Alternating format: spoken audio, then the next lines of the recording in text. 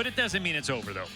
Both Alabama and Oklahoma off to a good start so far this year at 4-2, and Zane Adams will try and keep the winning going for Alabama as the Crimson Tide have won the first game of the 3-game series the last 2 weeks against Texas A&M and Tennessee. Yeah, I mean, you look at Zane, he's a guy that had a little experience last year as a starter, had some Friday night starts, and so he's a guy that's comfortable in this role. Maybe he doesn't have the elite stuff that you might see in you know, the first rounders that run out there, but the stuff is good. Fastball, 90 to 94, curveball with good shape.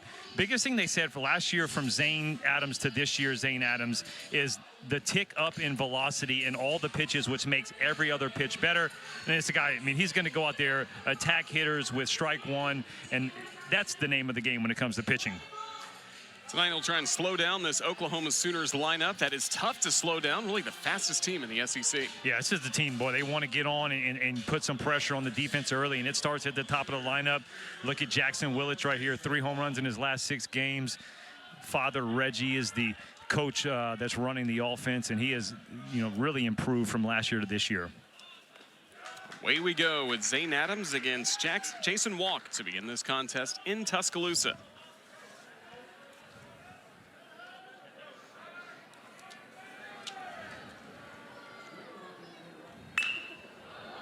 To left field, Cade Snell sizes it up. 1 gone.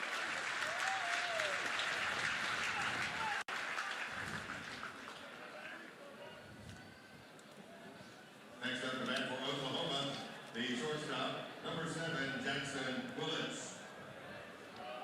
Jackson Willits, the shortstop.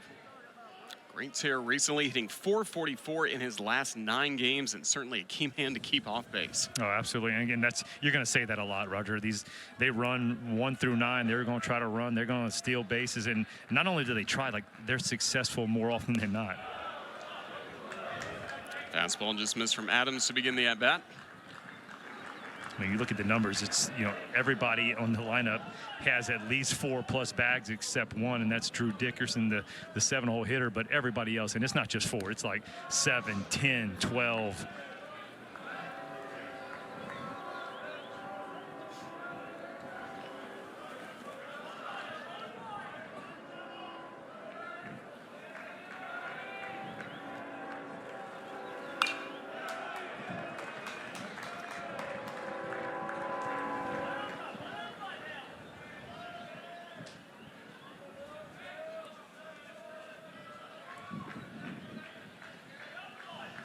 Well, it's not only the speed, but the power, as Lance mentioned, homering in 3 of the last 7 games. Late on a fastball to make it 2-2. And no matter what happens, how hard you throw, whatever, the fastball down and away, it plays every bit of it, and especially left-handed, 92 miles an hour. You can keep that fastball at the knees on the black, you're going to win. 2-2. Slice foul, will do it again at 2 balls and 2 strikes.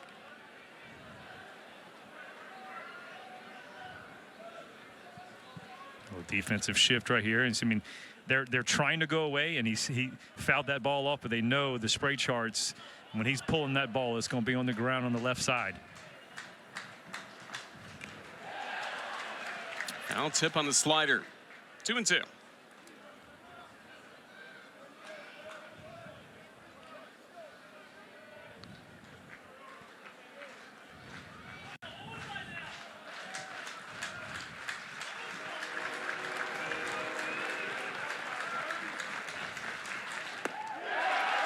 Wins the battle.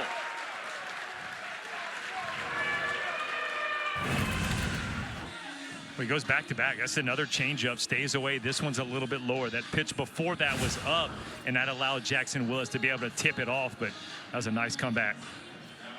Crimson Tide head coach Rob Vaughn, his 2nd year with Alabama. Previous success before at Maryland, but now year 2.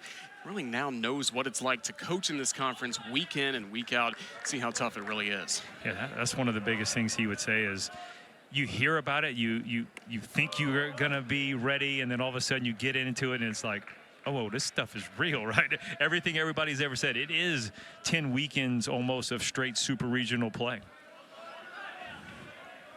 Easton Carmichael, the catcher.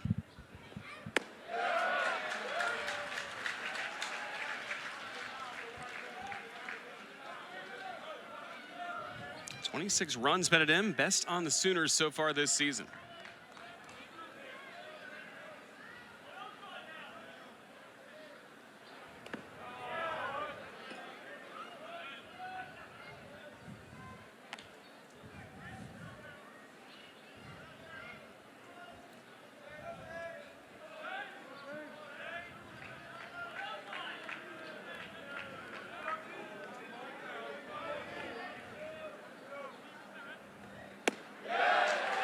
Lower part of the zone, got the strike. 2-2 on the fastball. Yeah, that's one of his better fastballs. Again, pounding down in the zone. This one at 93 miles an hour. He starts pitching like that, Zane Adams is going to go a long way, not only this game, but I'm talking about in the game today, but I'm talking about in the game in his professional career. That's a beautiful pitch. 2-2 on Carmichael. Just missed inside with the fastball. Full count.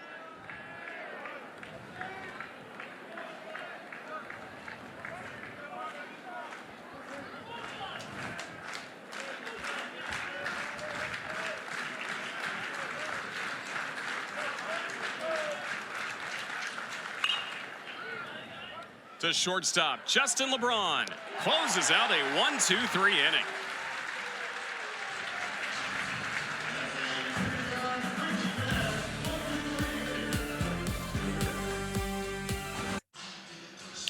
One of the most exciting prospects in all of college baseball on the mound tonight in Tuscaloosa, Kyson Witherspoon, the junior from Jacksonville, transferred to Oklahoma from Northwest Florida State College, and this season lands great results on the mound with great stuff to back it up. Yeah, I mean, you just look at the numbers. Outstanding. You see the strikeout to walk ratio. I mean, that's almost 8-to-1. Smooth delivery, elite stuff. It's not like he's just this imposing figure on the mound. You know, smaller guy, obviously good lower half, but man, to see the 92, 97 and the top 10 pick in the draft, there's a good, I mean, I've seen a lot of mock drafts that have him in there. D1 Baseball just rated him the #1 starting pitcher in college this year. I was talking to one of the scouts today, and they were like, you know, when he was at Northwest Florida, they were talking about him as like, they don't even think he could start. Well, like all of a sudden, he's not only starting, but he's out here starting in the SEC and could be a top 10 pick in the draft. Quite a Friday night starter for the Crimson Tide to face. Take a look at the batting order. There have been some changes for Alabama. Cade Snell on Tuesday against North Alabama slid up to, or moved up to the 3rd spot of the order, and he has been red hot of late. 455 in SEC play. Yeah, what does Coach Vaughn call that? The island of misfit toys is what he calls his team. And he says, we have a superstar, and obviously his name is Justin LeBron, but it's a bunch of glue guys that know their role and do a very good job at their role. And that's what you're seeing with guys like Cade Snell, Will Hodo, Torres, and Bonamalo Jr. at the bottom. Lineup that's 5th best in the SEC in homers and runs batted in as a team. Set to take on one of the more talented pitchers in the SEC this evening, Kyson Witherspoon.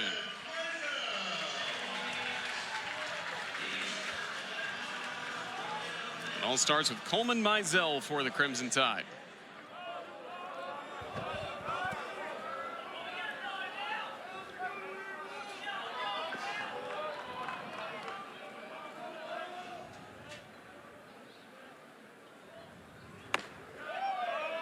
Witherspoon starts him with a 97-mile-an-hour fastball for strike 1. And I'm telling you, it's effortless, right? It's just easy cheese. It's not like you see a lot of these guys that they look like they're trying to throw it as hard as they can. Kyson Witherspoon just so smooth with it.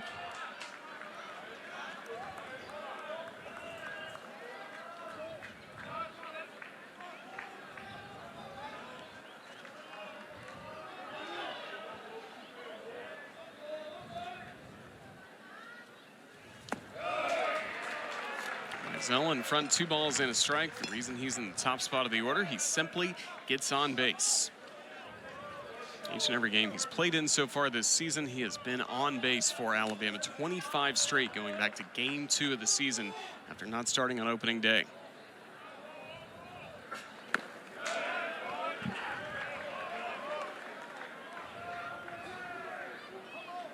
Must be nice to be able to just go, okay, hey, fall behind the count. I'm just going to go reach back in to grab the old #1, 97 on the black, blow it by the hitter. 11 strikeouts compared to 1 walk last week against Mississippi State.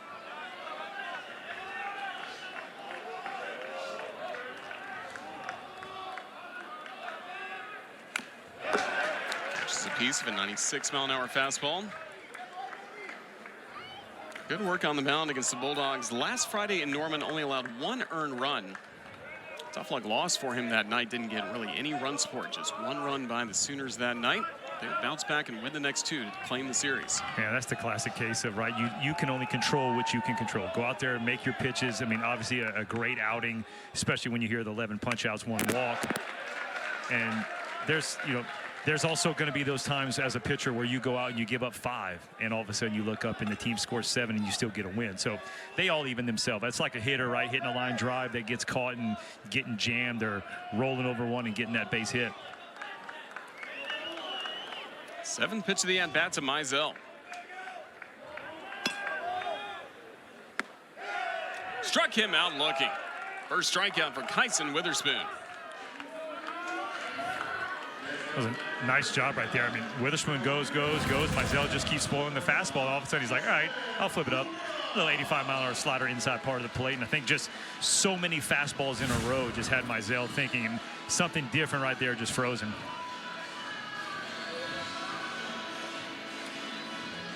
Because that's the big thing on him. Sorry, Roger, is it's not overly like high percentage on one pitch. He does a great job of mixing all his pitches in. Power versus power with Witherspoon against Justin LeBron. Leads the nation with 51 runs batted in this season. Has been in the top 5 in homers all year with 12 currently. Hitting .340 for Alabama in his sophomore year. Sends the slider to shortstop, but Willits makes the catch.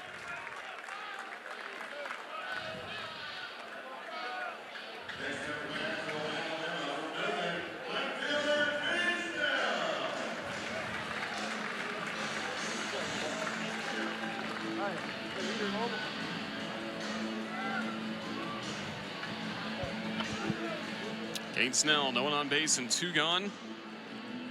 He also continues getting on base, 23 straight games for the Tide. Moving up in the order, 2nd straight game, batting 3rd. The Crimson Tide on Tuesday, a walk-off RBI single by Justin LeBron. First base was open. A lot of people thought LeBron would get walks, but Coach Vaughn has credited Cade Snell just his presence being on deck, being reason why North Alabama pitched to LeBron. Yeah, I mean, you can say all that. Still, you got to go in thinking, right? You can't let that one guy beat you and make the chance, make the guy Cade Snell. Even, he is the hottest hitter in Alabama's lineup, but you play with fire and you play with Justin LeBron, you're going to get burned. He sure did get him. .484 average over the last 17 games for the Tide. It's not like he was scuffling early, hitting .314. Yeah. Certainly has the power with those 5 homers. Crushes it to right center field for a base hit. Snell into second with a double.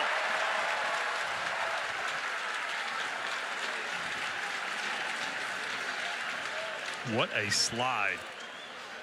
I think Oklahoma's going to challenge this.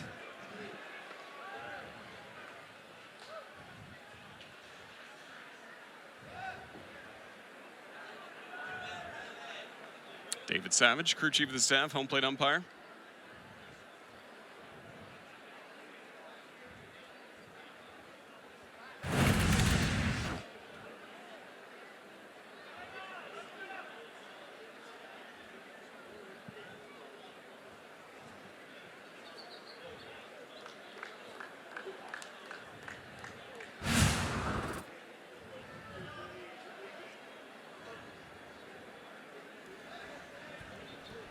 Oklahoma's challenging the safe call, second base.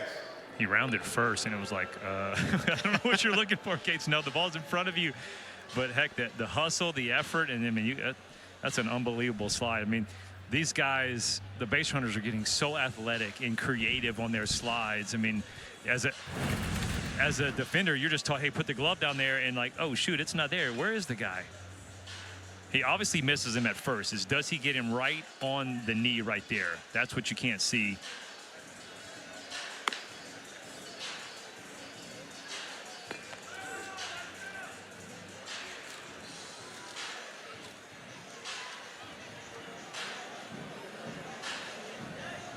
And Anthony Perez had the best view because he's along the lines of where that knee was. Yeah, he's in a great spot. So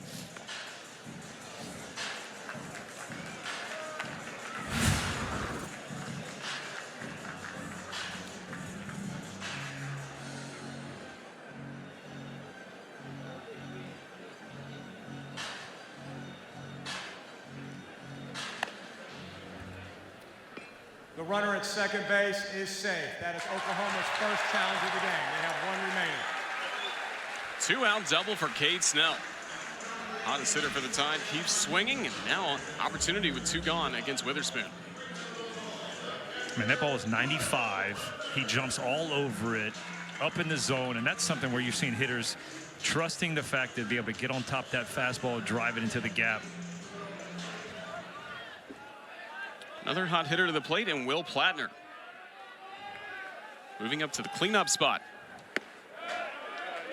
Williams taken over as a starting catcher once SEC play began. Hitting .423 over his last 10 games, 5 for his last 15 of the plate, and he's been on base 10 games in a row.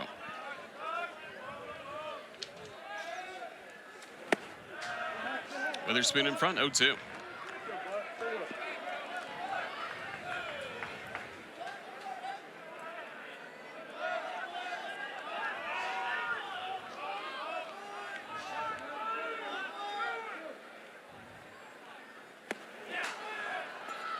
Drop third strike.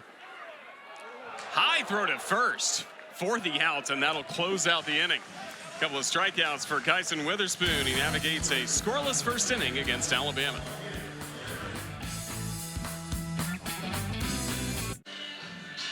Maybe the first year for the Oklahoma Sooners truly in the SEC, but still plenty of experience for one of the most veteran coaches in college baseball, Skip Johnson. If there was ever a perfect person to guide this transition for OU to the SEC, it's him. Yeah, he really is. He is a great guy.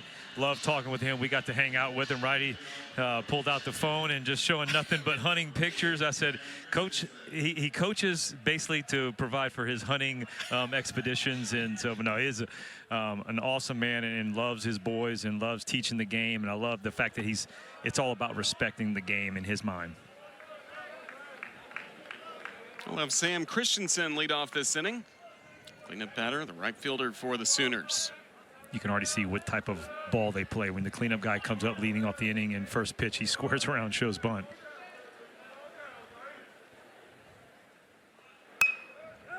Knocks that one just fell, 1-1. All right, now Christensen trying to get it going, 3 for 20 so far in SEC play.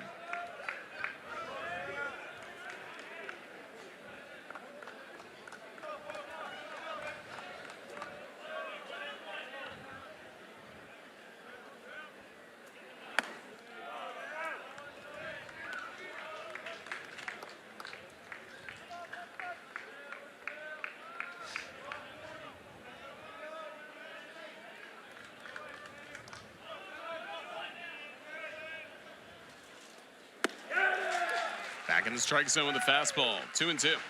I've seen already so far early, you got 4 hitters, and I've seen multiple fastballs in. I thought that's something that Alabama didn't do a good job against Tennessee, is establishing the inside part of the plate. So it's good to see Zane Adams doing that early. Full count to Christensen.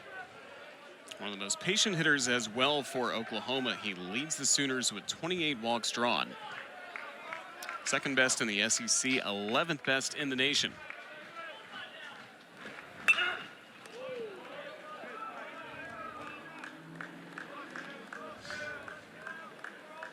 And something coaches used to always preach is the starter has to do that. They have to establish the fastball lane. It's hard for the bullpen guys to come in and be able to do that, especially late in games. You need guys uncomfortable when those high leverage guys come in later.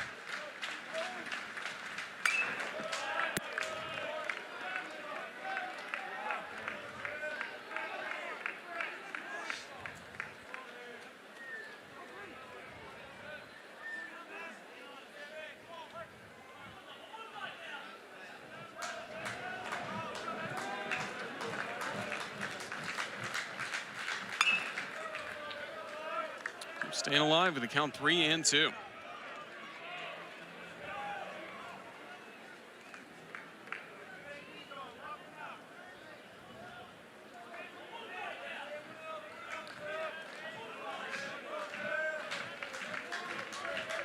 Fourth payoff pitch. Ball 4, and what a plate appearance for Christensen to work that leadoff walk. And not only that, he got to see the changeup, he got to see the breaking ball, saw some fastballs, exactly what you want to do from a leadoff hitter, and patient at the plate. Man aboard for Kyle Branch, second on the team with a .352 batting average.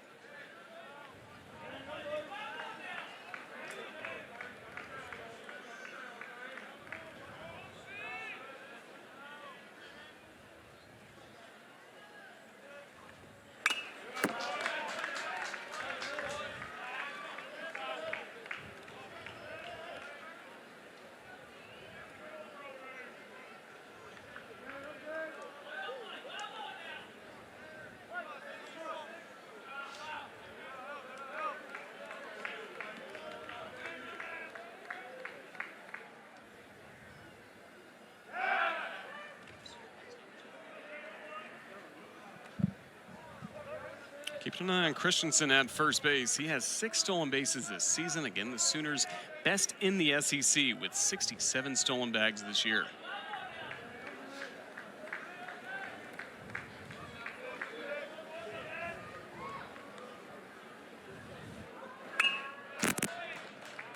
Adams gets in front, 0-2. Roger, one thing you're seeing is Oklahoma is extremely aggressive on the fastballs in the zone, right? And that's basically was a lot of what Tennessee's approach was. Can you lay off the borderline pitch but do damage on the fastballs over the plate? And that's exactly what they did. And you're seeing Oklahoma's approach is aggressive early on fastballs. To left field, right to Snell for the first out.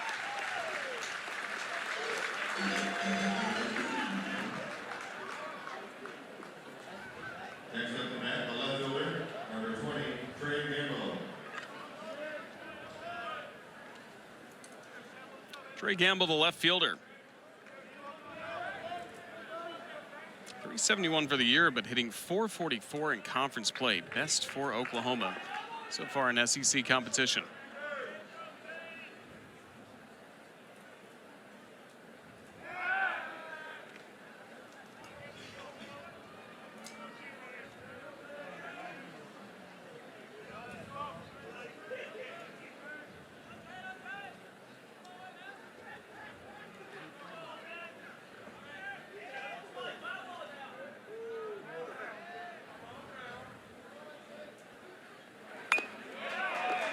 Fouls away a fastball for strike 1. Transfer from Salt Lake Community College. Originally a native of Alpine, Utah.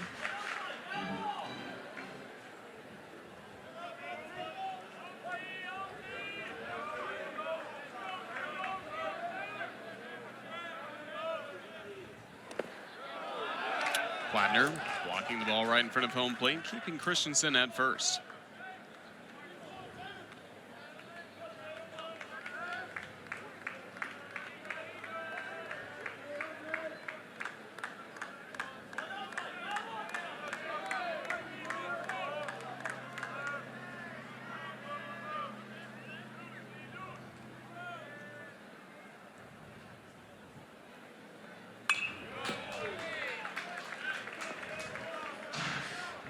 I mean, hitting becomes something that is fairly simple when you swing at strikes and you take balls. And it's a lot easier said than done, no doubt about that. But when you're able to lay off that pitch down and then make the pitcher get back in the zone with the fastball, that's a good approach.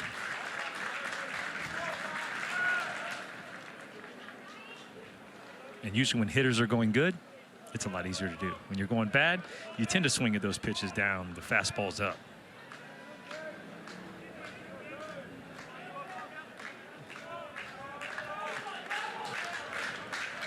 1-2 on Gamble. Another close eye at first. Controlling the running game really starts with the pitcher.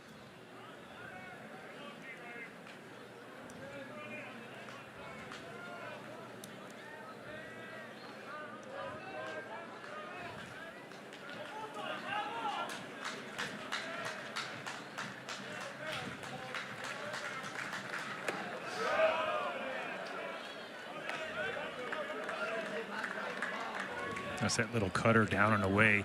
If he can get that pitch, because he's established the fastball down, but he can get that one that's breaking just a little bit closer, because the hitters are giving up on that. If it stays in the zone a little bit longer, you're going to see some of those Oklahoma Sooner guys go up there swinging at it.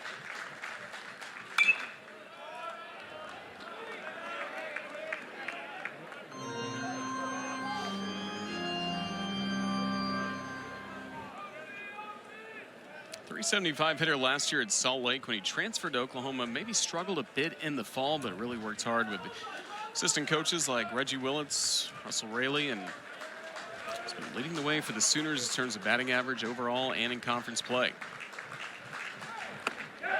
Check swing, strike 3. Second strikeout for Zane Adams.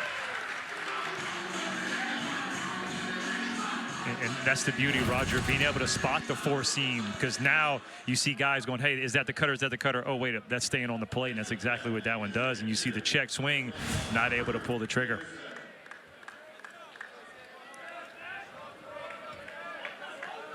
You start throwing that pitch more often, that opens up that little cutter away.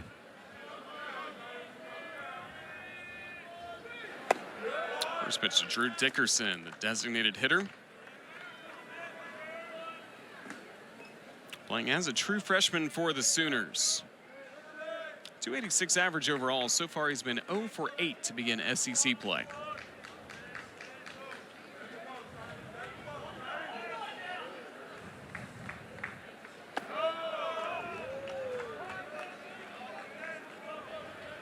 Most of the guys in the OU lineup have come up and have really had much better numbers versus right-handed pitchers, and especially when you see the right-handed hitters, you think it would be flipped. Drew Dickerson, though, he's not one of those guys. He's a guy who is mashing .385 batting average versus lefties and only .125 versus righties, so you see why he's in the lineup tonight versus Zane Adams. Huge rip at a 2-0 fastball, and Adams gets his first strike of the at-bat to Dickerson.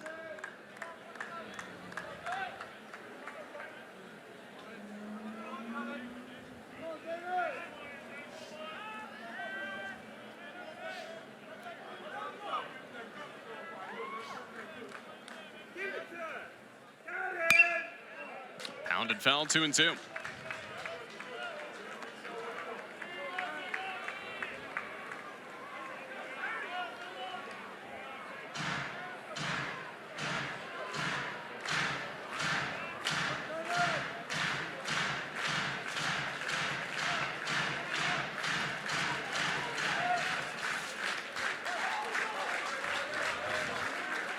Inning started with a leadoff walk to Christensen.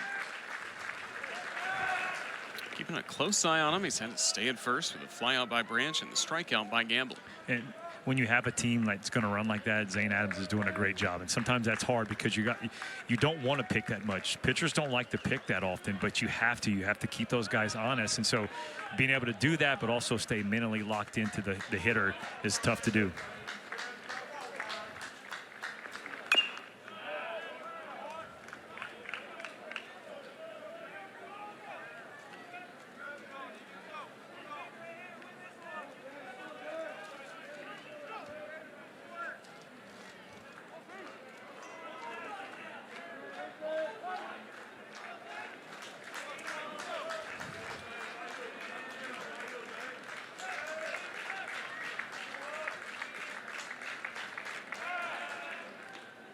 Another look at first base at Sam Christensen. 6 stolen bases for the Sooners this year.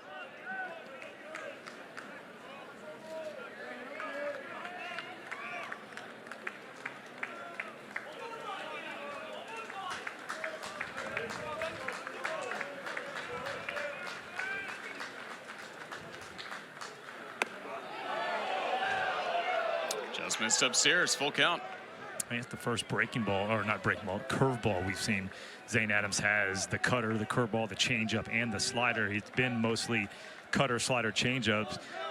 Perfect time. 2-2. Guy hadn't seen it. You think you're going to flip one in there just a little bit up in the zone.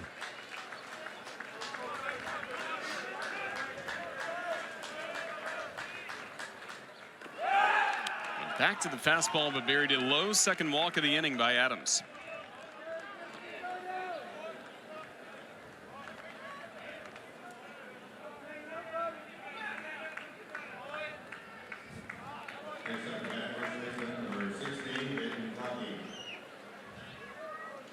2 on with 2 out for Dayton Taki, the first baseman. Transfer from Weatherford Community College. 3 homers, 14 runs driven in this year.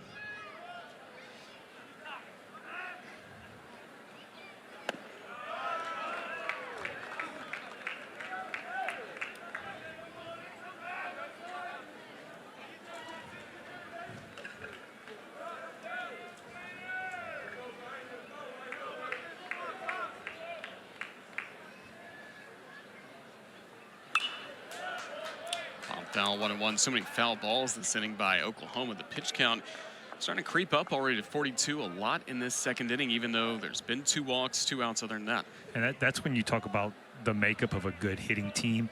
They can spoil those pitches, right? It's hey, it's not hittable in play, but they're just spoiling it. And that just frustrates a pitcher so much because you're like, man, I made a good pitch. You just put that ball in play. Give me a ground ball. Get me out of the inning. But they just keep doing it and then making you make pitches, pitch after pitch. Went around there to make it a ball and 2 strikes. A chance for Adams to get out of this inning.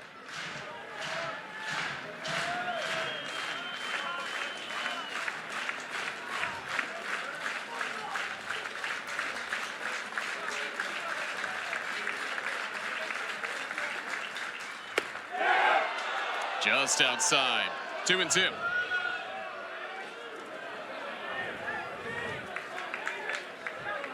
You saw Dayton Taki look at the umpire like, is that as far as it goes? Any other closer, right? It's gonna be a strike.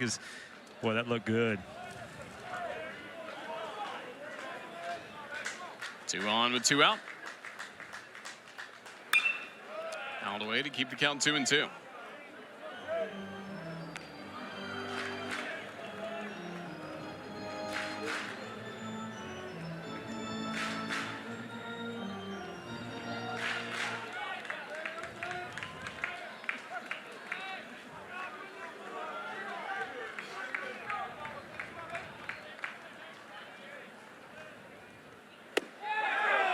Similar spot.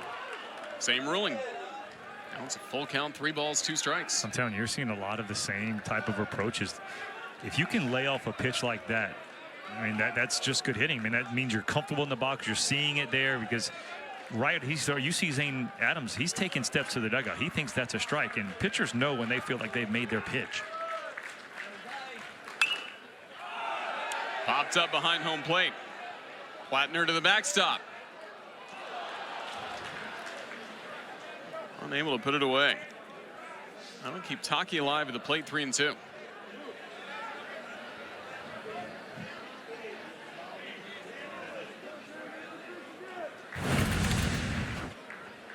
It's a spot where the ball does come back. It doesn't touch anything.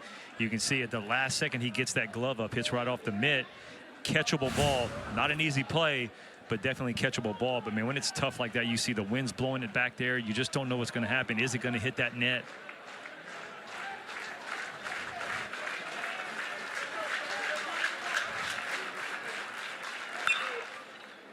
Into the shift to the second baseman, Staten, for the out, and that'll close out the inning. Sooners got a couple of men on base, but did not score against Zane Adams in the second.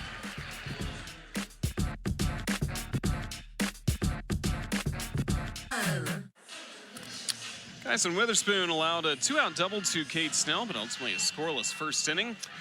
Team so far having trouble with the curve. 1 for 14, 13 strikeouts. Yeah, that's trouble. Yeah, but I mean, heck, let's just go both breaking balls, right? Breaking balls in general, 7 for 44, 159 clip. I'll take that 24 punch outs every day of the week. So you add that to a really tough to hit fastball. I was about to say, you probably could add that to fastball, and guess what? They're just hitting under 180 anyway. It doesn't really matter the pitch, showing you how dominant he has been so far this year. Good fastball hitter throughout his Alabama career, Will Hodo. First man to the plate for the Crimson Tide. As he slides down number 5 spot in the order. At times it's hit 3rd. It's hit cleanup this year for the Crimson Tide.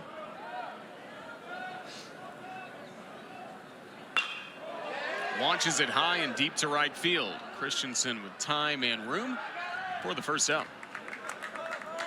I just love how smooth his mechanics are, right? It's just, nowadays, again, I mentioned you always see guys out there trying to throw the ball as hard as they can, and they're a max effort guy. He's just so smooth, under control, nice and easy, flawless delivery. And I guarantee you, when the scouts look at that and they see how easy that ball comes out, I mean, that's where they're going to fall in love with him.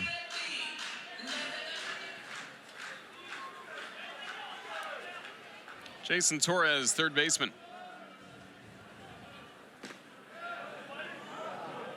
Time for him mostly this season as the cleanup batter for the Crimson Tide. And a tough stretch at the plates, especially since the calendar flipped to SEC play 2 weeks ago.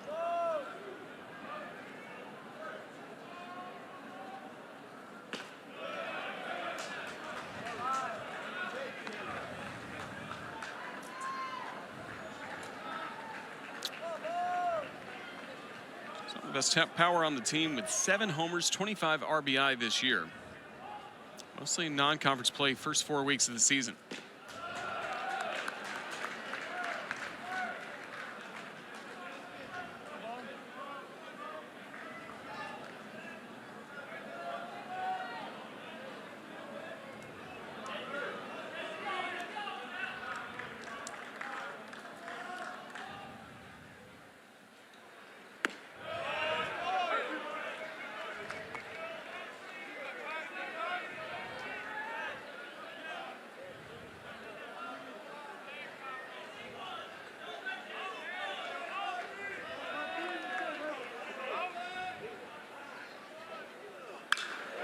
Fastball fouled away.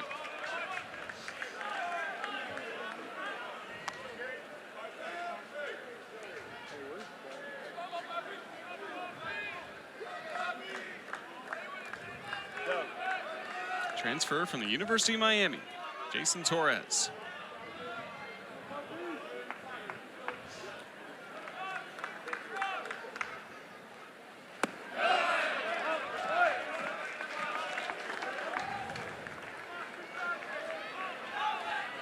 I don't know how you lay off that pitch.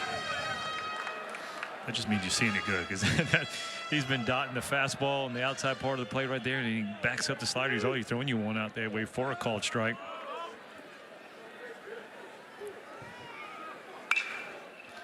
Fastballs popped up. First baseman Taki well over, but that'll go to the crowd. This is the kind of at bat that the Alabama lineup needed. I mean, he was kind of getting through the lineup just like he wanted to.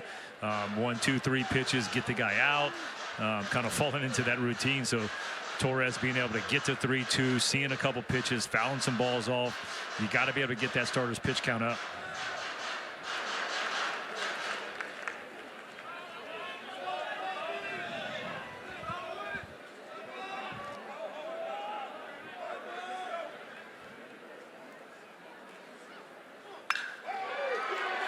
Into left field for a base hit. Jason Torres would have been 3 for 21 in SEC play with a 1-out single for the tie. Again, gets rewarded with that, right? Good at bat, sees multiple pitches.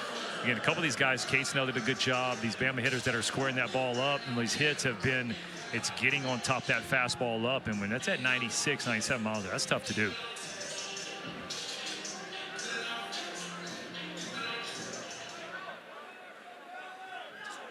Runner aboard with 1 gone against Witherspoon for another Crimson Tide hitter trying to get it going at the plate.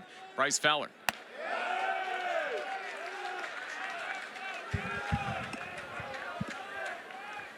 Transfer from Pearl River after starting his career at Southern Miss.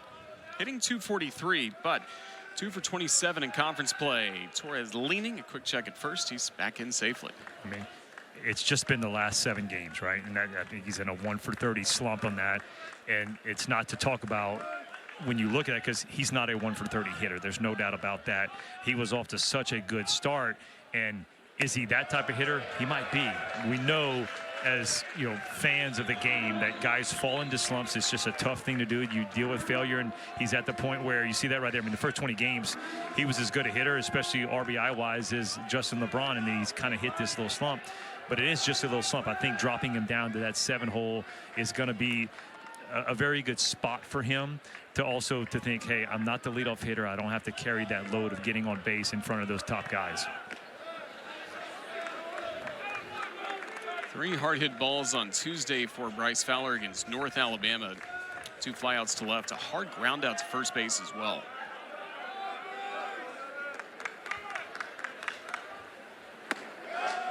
Fastball right inside, ball 3.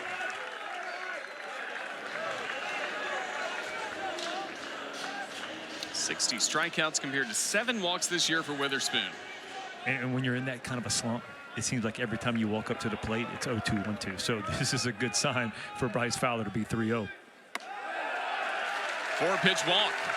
2 aboard for Alabama.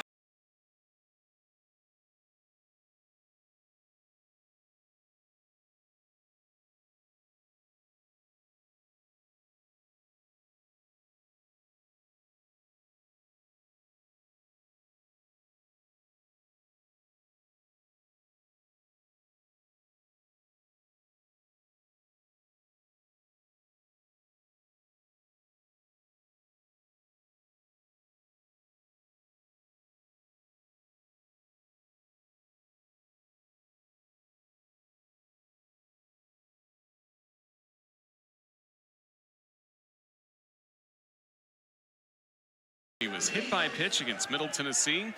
Alabama's first midweek game on February 18th. Broken right index finger.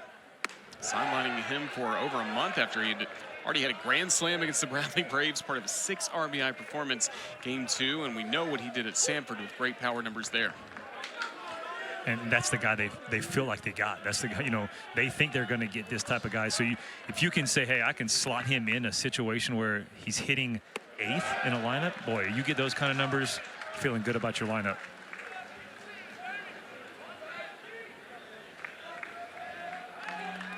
Great early opportunity for the Crimson Tide against Kyson Witherspoon.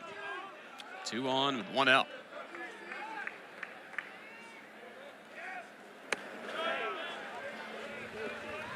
Well in front that time. Was that the slider? Yeah, that's a slider. That's a hitter thinking, hey, I'm going to guess fastball, and if it's a slider, I'm still swinging, and that's exactly what you saw. Perfectly placed slider on the outside part of the plate, 86 miles an hour.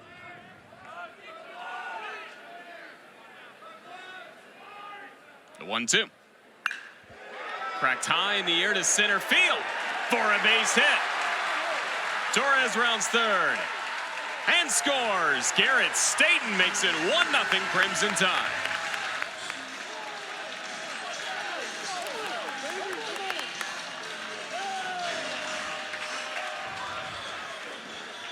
What you say right here, Roger, is this is what you call a setup. The pitch before that, he sets him up on a swing like I had no clue that was a slider. Kyson Witherspoon goes right back to it. It's not as good of a slider, and Garrett Staten makes him pay with a double. RBI. Second and third, Bama 1-0. This is the second inning that the Crimson Tide have loved all throughout the year. Outscoring opponents now 57-11 in second innings this year. Had that one crazy game against Jacksonville State where they scored 13 runs in the second inning in the midweek game earlier. But something about the middle bottom of the order for Rob Vaughn's team has been consistent, really no matter who's in that spot. We have seen Richie Bonamalo Jr. bat 9th all throughout the year.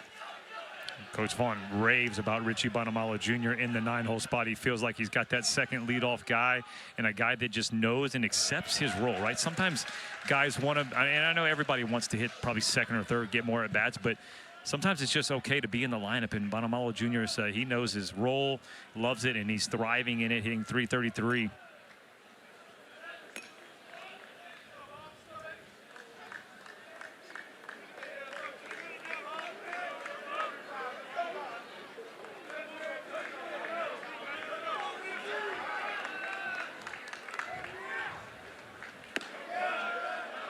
Outside corner strike on the fastball.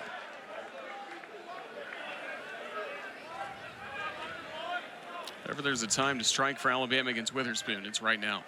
Especially why he's on the ropes a little bit, still trying to feel himself out, find the strike zone. That ball looked a little bit off. Nice shot by Carmichael bringing that back over, but that's a pitch that had been called the ball earlier this inning already.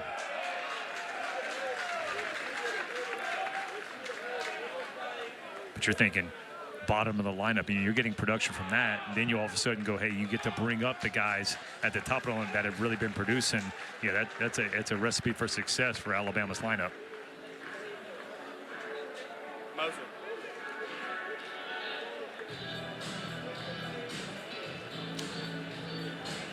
Up to the mound from head coach Skip Johnson. Again, one of the best pitching coaches in all of college baseball. Even if his role now is as a head coach, he still has all the skills that have helped him develop so much major league talent. Well, I like when coaches do that, right? I mean, you get a head coaching job because you're such a good assistant. Well, like, what made you good as an assistant coach? Well, he's a pitching guru, and that's what he'll downplay that as well. But he knows, and everybody knows, he is so respected when it comes to pitching and developing young guys, and he just has a calm demeanor. And you can see him out there. It's just slowing him down, getting him to breathe a little bit.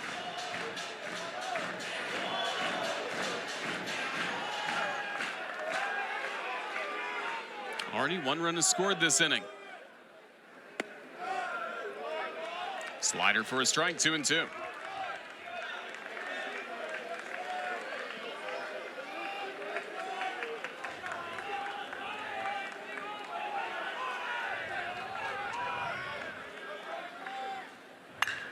Bonamolo high and deep to left field. Gamble makes the grab. Fowler scores. Sacrifice fly. Richie Bonamolo Jr. makes it 2-0 Alabama. Staten now at third with 2 gone. Well, he gets a ball up in his zone. Look at that fastball. I mean, that's letter high. He's able to get to it, and he almost got him. That ball goes all the way to the track. Gamble runs it down, but a very productive out. Gets the sac fly, but also allows Fowler to move up and get to second base. No, sorry, Staten gets to third base, and that way, hey, you never know. Wild pitch here, pass ball there, you're able to pick up a run. Curveball for ball 1 to Coleman Mizell.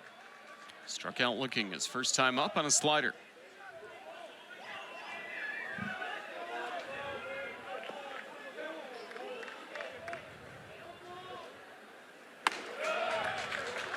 Witherspoon falls behind 2-0. So both he and Zane Adams having to work a ton in this second inning.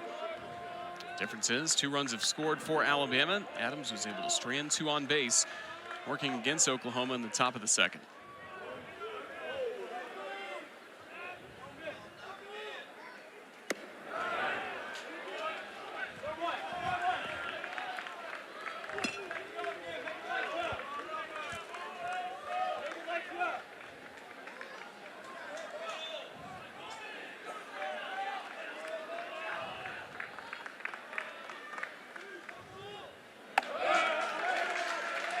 Mizell in front, 3-1. Young man that leads Alabama in walks this season. Also has done well with men in scoring position, hitting .367. Staten at third with 2 gone. Full count. Oh, I love that swing. I mean, that's a 3-1. You know you're getting a fastball, right? You got Justin LeBron on the, one of the top RBI guys in the country on deck. You're thinking, hey, I'm not wanting to face him. Here it comes. This is the guy that I'm going to try to get out. Went back to the fastball. Mizell catching a piece of it. Still 3-2.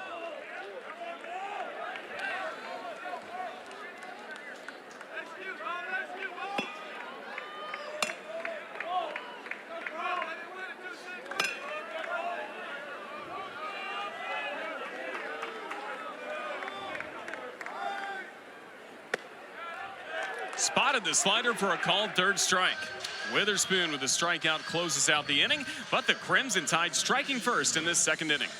Well, you can see why Coach Vaughn and the Alabama coaches are happy to get Garrett Staten back in the lineup. This is a slider in the zone. He's already had a 2 RBI double in his first game back. How about another RBI in the second game? 2-0 Bama.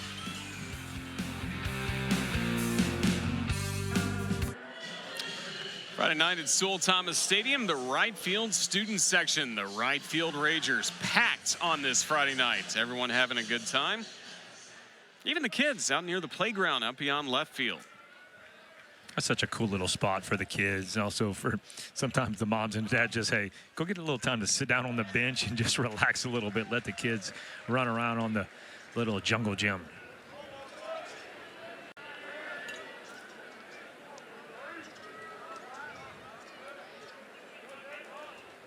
Dawson Willis leading off this inning for the Sooners. Rob Vaughn put it out there, kind of challenging the Crimson Tide fan base before the Tennessee series, and I think it's safe to say the fans answered the call, even with the cold weather in the first game on Thursday. Yeah, they really did, and that's a tough thing on Thursday night. You're not used to baseball being played on that, but boy, they showed up Friday, and then Saturday was such a beautiful day. Obviously didn't get to see the game they wanted to see. It's one of those where if you win a game, you're hoping it's maybe in front of the bigger crowd, but still, 2 sellouts last weekend, and that was big, right? He called them out, right? And all of a sudden they answered back and came out to support the team. Willis hitting 9th in the order for Oklahoma. Adams now with the lead to work with.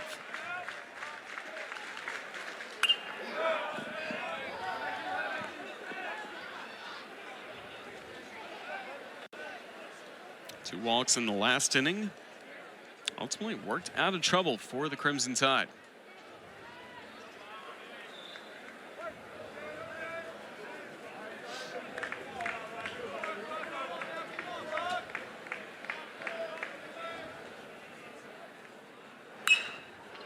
Fastball, line foul down the right field line.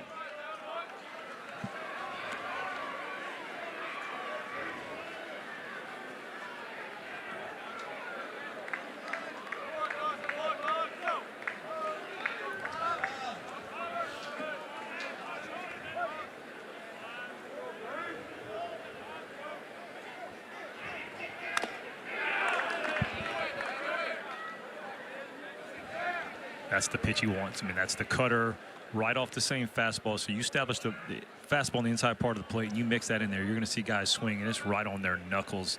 Nothing you can really do with it.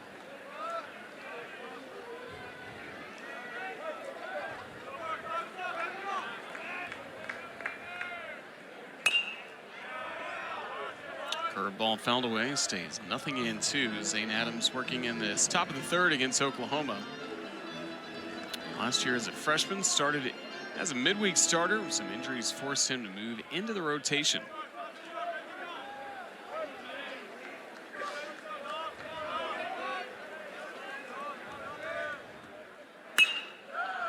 Fastball punched into right field for a base hit.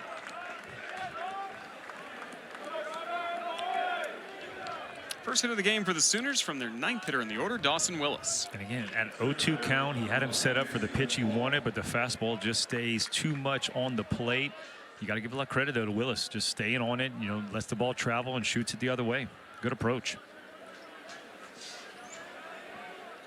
Man aboard for Jason Walk, representing the top of the order for Oklahoma.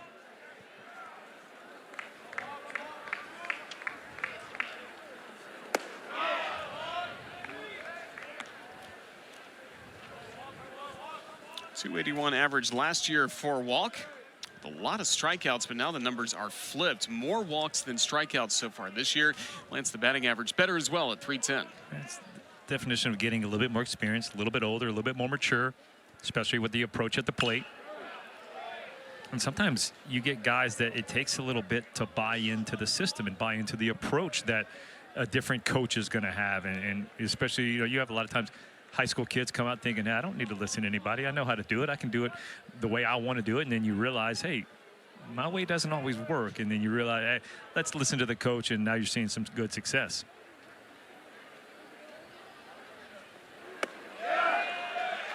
Beautiful pitch for strike two. And for Zane Adams, he goes from being the Sunday starter as SEC play went along last year behind Greg Ferrone, Ben Hess. Now he's the Friday night starter for the Crimson Tide. It's only a sophomore. Keeps an eye on first base, and with that, you get matched up against some of the best you're going to see in the SEC. Ryan Prager a few weeks ago at Texas A&M, Liam Doyle last week against the Tennessee Volunteers, and now tonight, Kyson Witherspoon. Yeah, you're talking back-to-back weekends. You're getting to pitch against guys that are projected top 10 picks in the MLB draft, right? So scouts, I think last week there were about 50-something scouts. One of them told me almost every team was represented. It's going to be the same this weekend. So I always had in my head, hey, if they're going to be out here watching those guys, guess who they get to watch that other half inning? And so Zane Adams outpitched Liam Doyle last week and already off to a great start this week.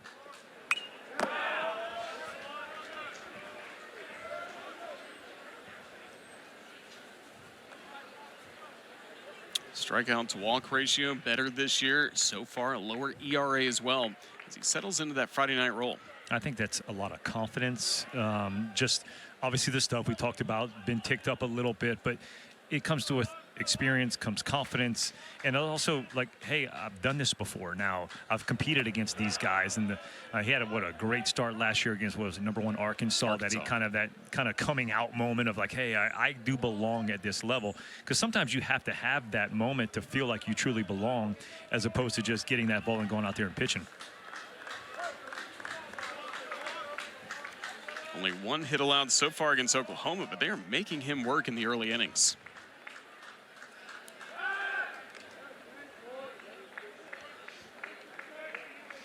It's got to be fun to be a lefty to be able to do that. Like, the base runner's just twitching over there, and he's just kind of teasing you. Just, step off and do a little flick throw, something that right-handed pitchers can't do. Fastball for a called third strike. Zane Adams with his 3rd strikeout. Like the old #1 fastball, down and away, perfectly placed. That's a great pitch by Zane Adams. Number 7, Jackson Willis.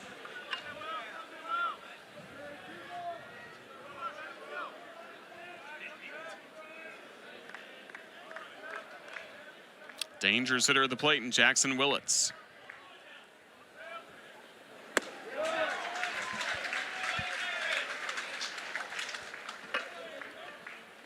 He struck out swinging his first time up against Zane Adams back in the 1st.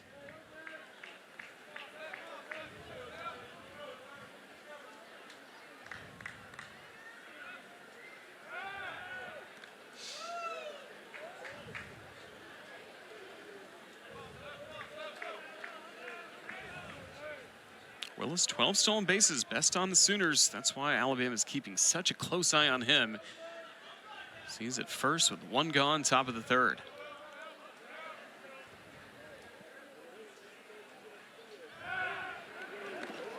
There was always those guys that would get big leads. I mean, I feel like he's got a pretty good lead, and that's why you're seeing lots of throwovers by Zane Adams. But guys would get such big leads, and there's some that you go, like, I know I can pick him off, and then there's some like it didn't matter how good your move was, and they'd get another step, and you still couldn't pick him off. And it was like, how did they do that? And then all of a sudden you look at it in season, and they're leading the country in stolen bases, or they're high up there, and you go, well, that's why the guy's that good. He can read that move so well.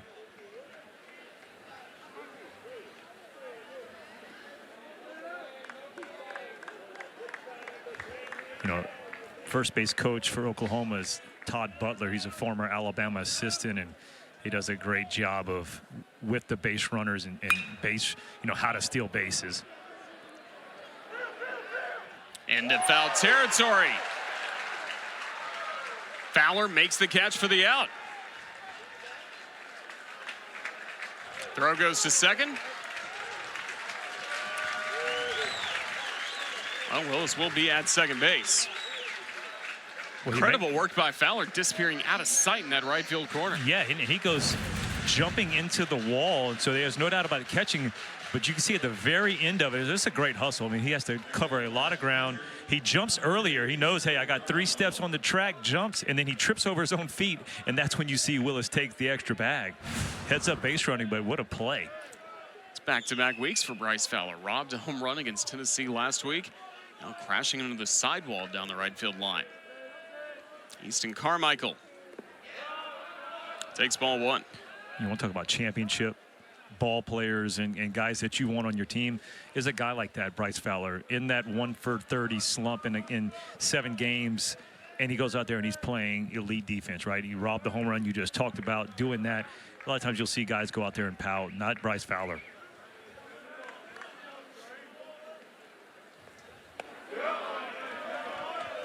Adams falls behind 2-0 against Carmichael.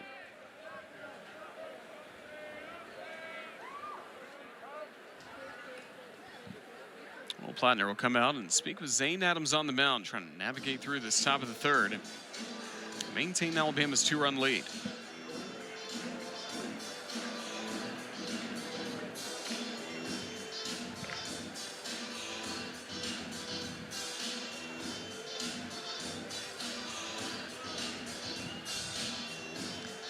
JT Blackwood getting loose in the Crimson Tide bullpen.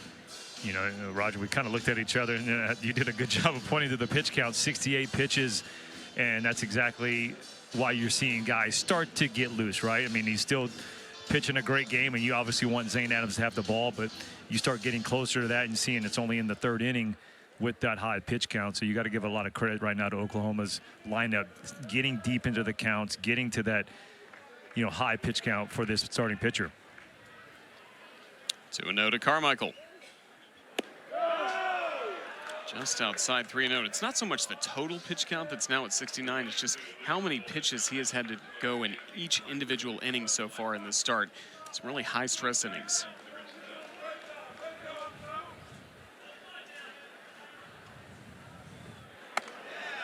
Four pitch walks Carmichael.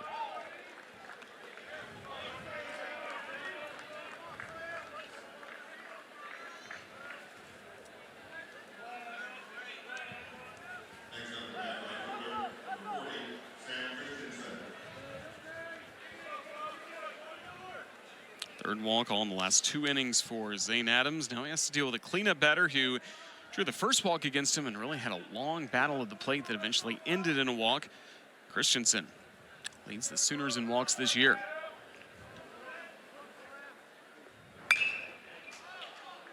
Fouls away the first pitch.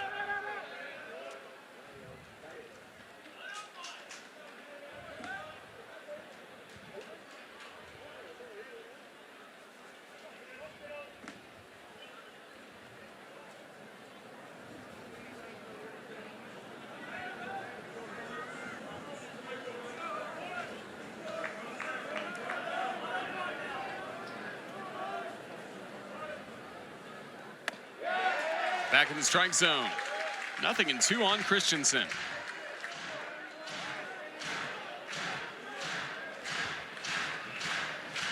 That's one thing he hasn't had a problem with. He's gotten to the 0-2, 1-2. It's just been how do you put him away and not allow them to keep spoiling those pitches and make that nasty pitch that gets you that punch out earlier.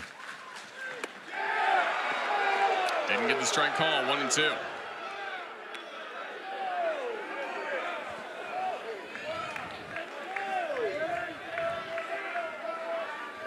A couple of those Bama guys ran out thinking that pitch was where they thought it was from the side. Looked like a strike.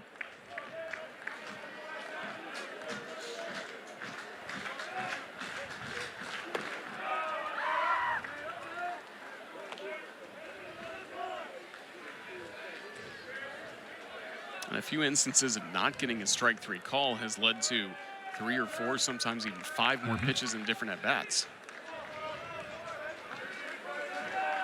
75th pitch of the night coming up for Zane Adams.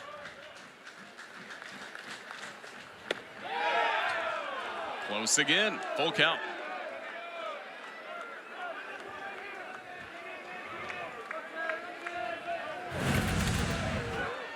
Again, Roger, these Sooner hitters are just laying off pitches that are, I mean, that's a tough pitch to lay off with 2 strikes. Not like you're saying, hey, it's a 2-0 pitch and it's not where I want to hit. That's a 2-strike pitch that can go either way. Called third strike on the fastball. Zane Adams, 3 scoreless innings despite the traffic in the third. But this is staying in the moment right here, right? Not letting any pitch affect you. Zane Adams back-to-back. It looks like the same pitch. Goes out there and watch the dugout's reaction. They love getting out of a big jam. Still 2-0.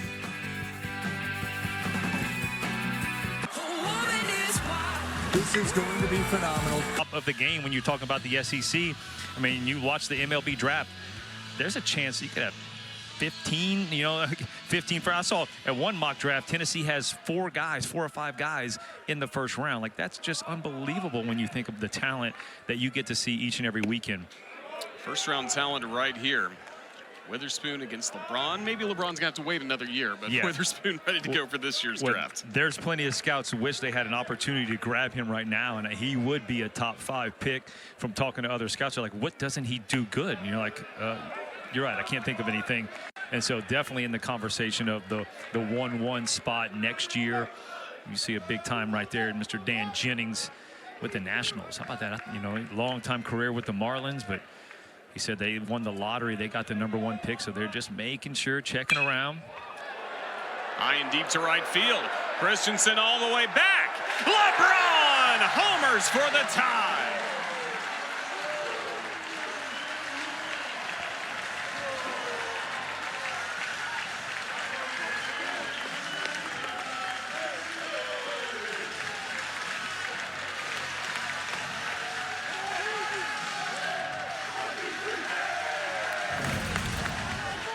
Roger, it's just, I mean, it's talent. Look at that ball. That's letter high. It's 97 miles an hour, and he jumps all over that and shoots it out like he just flicks the wrist, and he puts it into the right field Rangers. Christensen thought he had a beat, and then all of a sudden he hits the track, and he's like, you could just see the shoulders give up.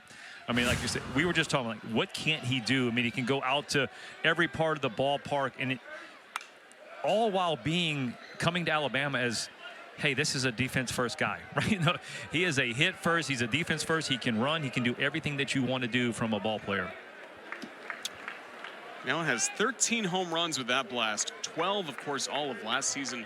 Just where has this early power come from for him this year? Again, it's the same type of thing, right? A little bit more maturity, a little bit more feeling the game, allowing the game to come to him, slowing it down, right? You hear all these kind of sayings, and right now the game has to feel like it's just moving at a snail's pace to him because of how good he is and what he can do. And Coach Vaughn, he can't, there's not enough words he can say about him because he just loves the fact that, and they rave not only the fact that it's on the field, but he's an amazing person when it comes to that. I was talking to him earlier about going to Children's Hospital and visiting a couple of the players. And he goes, I said, because I know one of the guys, the families that he went. I said, you made his day. He goes, man, he made my day. And that's the kind of guy you're talking about. Extremely humble and loves to play the game. He's got some good protection behind him with Cade Snell, who doubled against Witherspoon back in the first.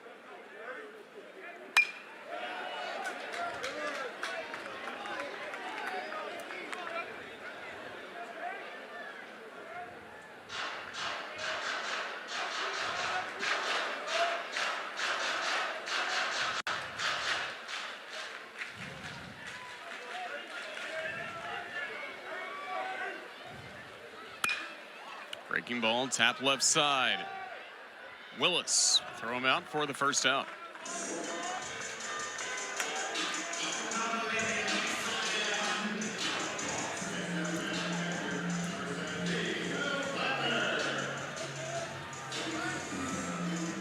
Witherspoon trying to bounce back after only allowing his second home run this season.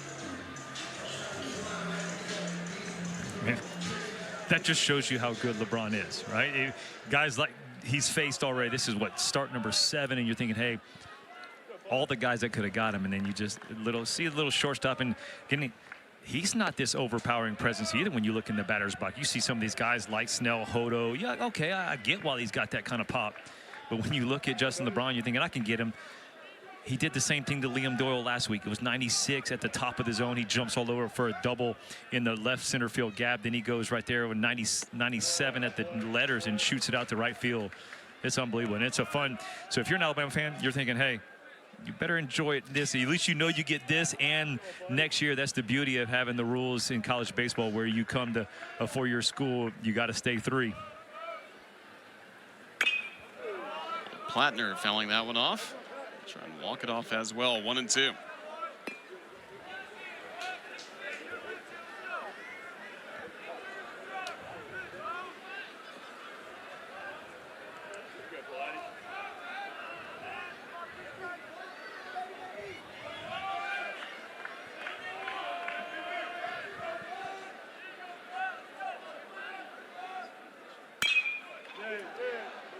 Willits.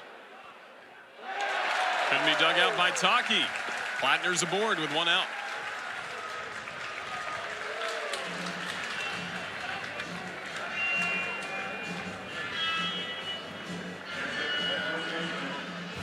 Well, I like how Jackson Willits approaches this, and it's a beautiful one-hop pickup. I think he tries to rush it. He's got a little bit more time. You see Plattner's not even in the screen right there. And if he takes that one other step, he's able to gather himself a little bit more. I think it's just one of those where, hey, felt like he had to rush a little bit more, but knowing the hitter, knowing the speed, he takes one more step, he makes that play. 5th error by Willits at shortstop this year. Runner aboard for Will Hodo.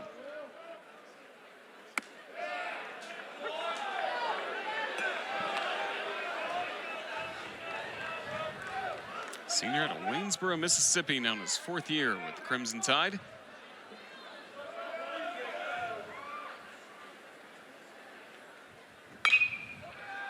Chop foul, 0-2.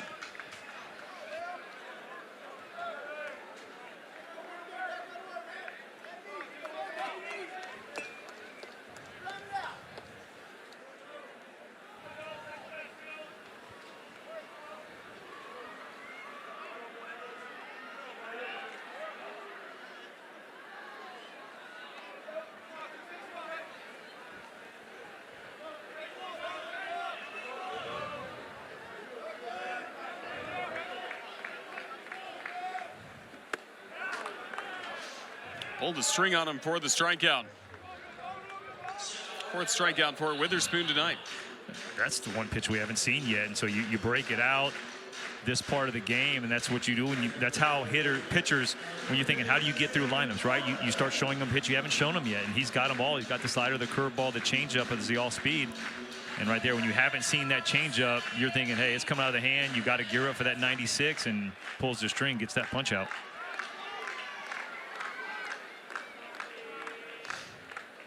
Jason Torres got it going for the Crimson Tide in the last inning with a 1-out single, eventually led to Alabama's 2 runs. Alabama's added 1 more here in the 3rd with a Justin LeBron solo home run.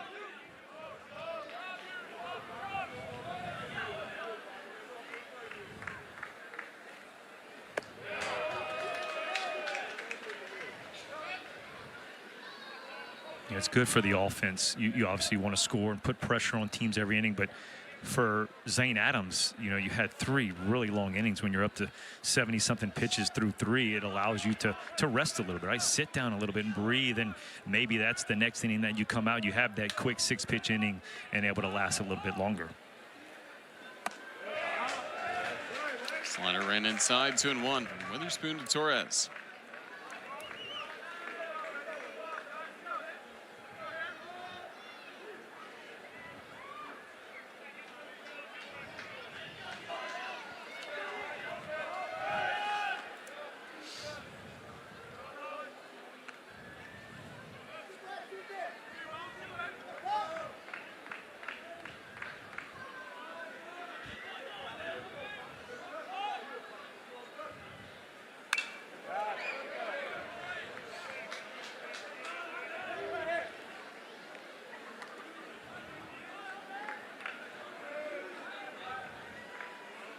We're talking with head coach Rob Vaughn coming up in the top of the 4th. Crimson Tide building up a 3-0 lead against Oklahoma. One of the top starting pitchers in college baseball, Kyson Witherspoon.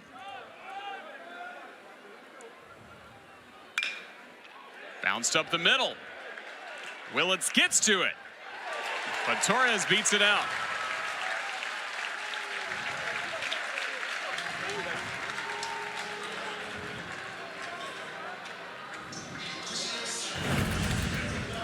Right spot. Was about a 5-hopper up the middle. Jackson Willits does a great job of cutting that off and almost makes his play a little closer.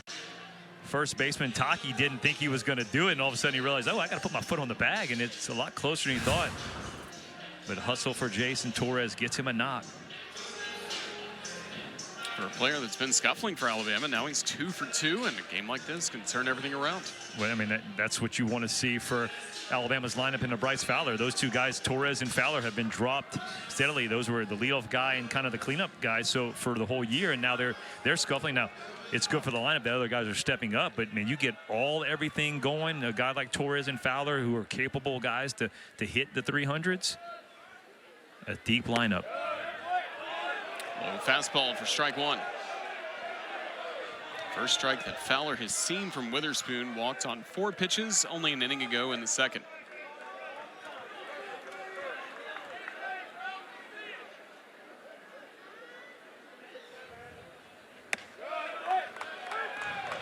And there for a strike again.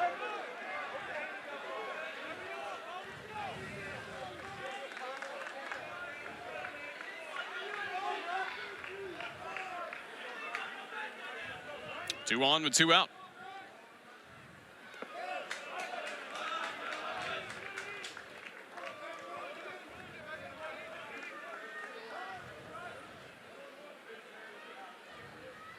See, he feels comfortable with the left-handed hitters to go to the changeup. That's back-to-back changeups around that 88-mile-an-hour range. And when they start to think, oh, hey, it's fastball, I got to gear up, or it's slider, I see spin. But when they see it come out of the hand looking like the fastball, that's a tough pitch to lay off of. Another one in the dirt, 2-2.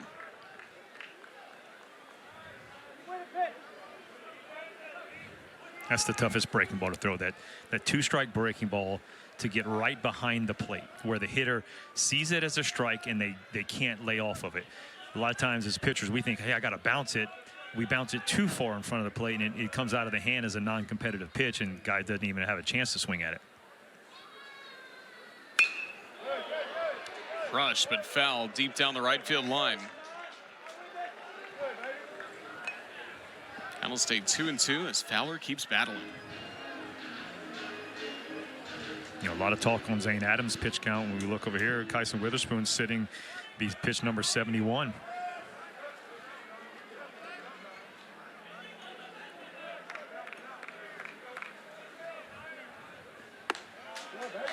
Fastball just missed, full count.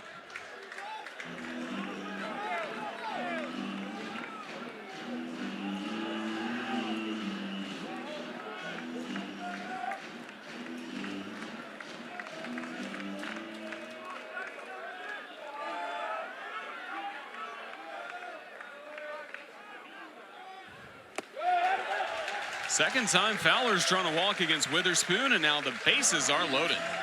And that just shows a little bit more comfort level at the plate. Back-to-back walks.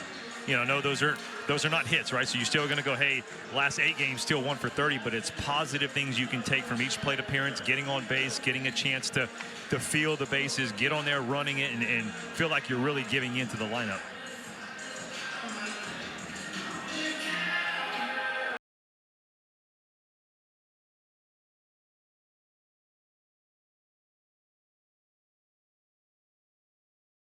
Drove in 2 runs of the double on Tuesday as well against North Alabama in his return.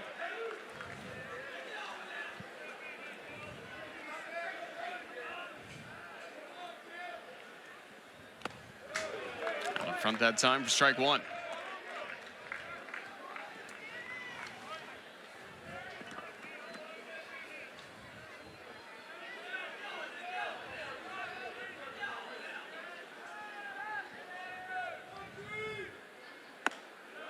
Spots the fastball for a strike at 96. I can tell you one thing, he hasn't lost any velocity, right? 75th, 4th pitch, and it's still 96 point something miles an hour. So he's holding that. It's just a matter of the pitches just aren't as sharp as they have been in recent outings. Bases loaded, 2 gone.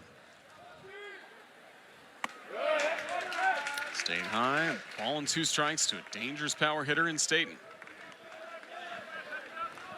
Only 15 pitches in the first, but back-to-back innings, 30 pitches. Bumping the count all the way up to 75 for Kyson Witherspoon.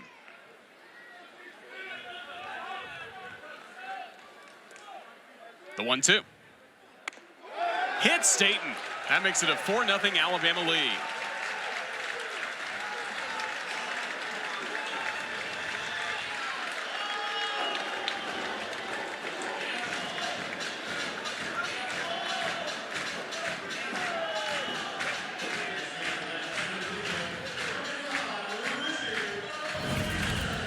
Yeah, ouch right here. This was loud too, and I know it hits off the guard, but still 97 miles an hour. Staten doesn't flinch because he knows what that means. That's another RBI in the books.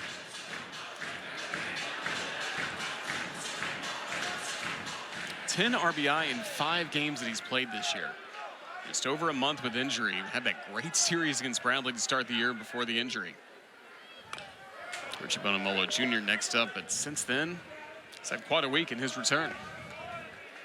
Well, the coaches talked about, hey, they knew he was, or the question was, hey, is he ready, right? He had already had BP. He had done good. He had some live ABs. He'd even hit a couple home runs in the live ABs. They're like, well, how's he going to bounce back? There's no other way to find out than throw him in there. They throw him in there, double, or 2 RBI in his first game, and now you got right here another 2 RBI game. So picked up where he left off, and that's the toughest thing when you have a guy that's hot when he leaves and he gets hurt. You hate to see that because you're going to go, hey, is he going to the timing going to be there? How is he going to do whenever he gets back in the lineup? But Garrett Staten has showed he's just a professional hitter, and the approach is there. And if you have that, going to be successful. Bases loaded, 2 gone. Richie Bonamolo Jr. at the plate.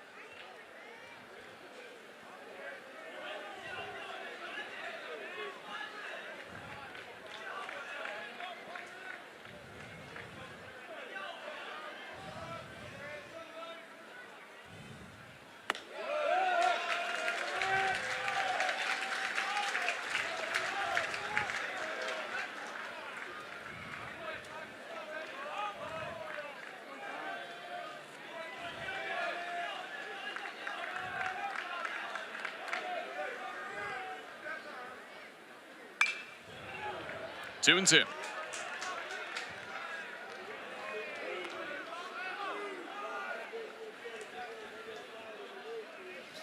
Rod, you want to talk about confidence Skip Johnson has in his right-hander?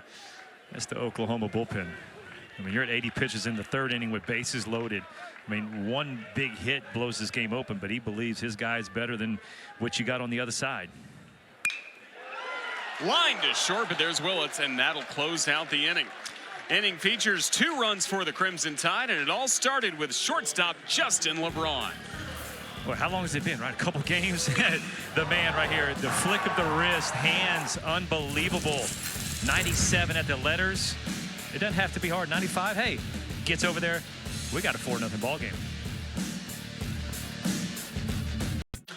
4-0 Alabama leads Oklahoma as we've reached the top of the 4th at Sewell Thomas Stadium. Roger Hoover and Lance Cormier now pleased to be joined in the Crimson Tide dugout by the head coach of the Crimson Tide, Rob Vaughn, as this team has built up a 4-0 lead. And Coach, thank you for joining us. You're continuing to have a lot of fun watching Justin LeBron gets a hit against some of the best pitching this SEC conference has to offer.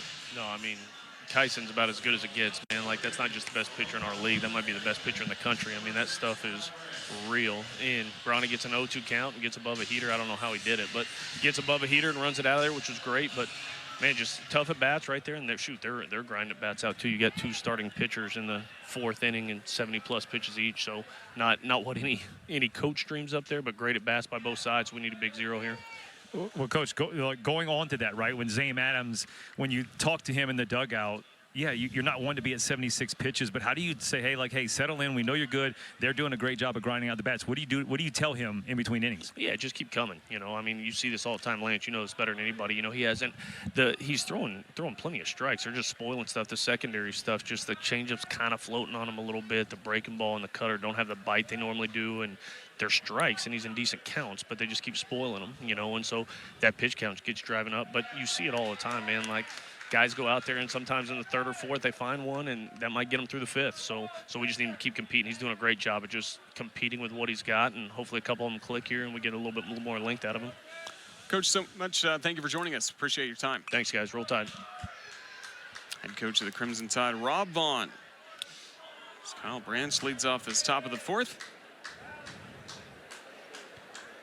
This has been the spot Adams has been able to get to so many times tonight. 1-2, 2-2, but then the Sooners will really make him work. Let's get either a final strike or an out. There it is, right? Coach Rob Vaughn gave the scouting report, you know, how the game has been going. It's exactly right. The cutter, the slider, the curveball haven't been as sharp. The changeup's floating a little bit. It still strikes, and so it's there, and they keep spoiling off. So, I mean, that's exactly what you're talking, but you got to give him a lot of credit, right? He's still putting up zeros, and so that's the name of the game. Put up a 0 on the board. Bates hit to right field. Branch with a leadoff single in the 4th.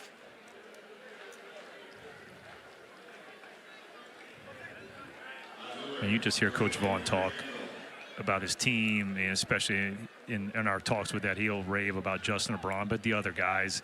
And that's the definition of a player's coach. I mean, I know the whole team, they just love playing for him, his energy that he brings. And I love how he said, I'm just drawn to guys like that. That's what I want to be. I'm drawn to the underdog guys, and, heck, I'm in there with them. Of course, his dad, a Texas A&M Aggie, he grew up just outside of Houston, dreaming to maybe one day play for the Maroon and White, but Didn't get that opportunity. Went to Kansas State and then played well against Texas A&M when he was a Wildcat. He's kind of gravitating towards players from JUCO baseball, or maybe we're overlooked by some of the power programs.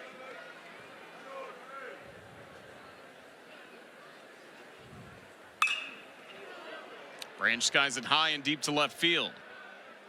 Snell right on the track. So Gamble retired. Branch remains at first.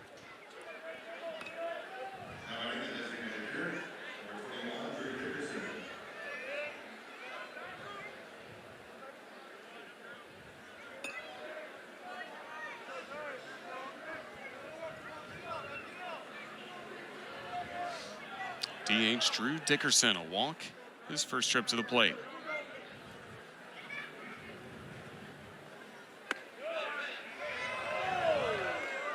His first at bat was the definition of what Coach Vaughn said. You know, guys that are up there doing a good job of spoiling pitches. Dickerson had that long AB, took some tough pitches and battled out and got that walk.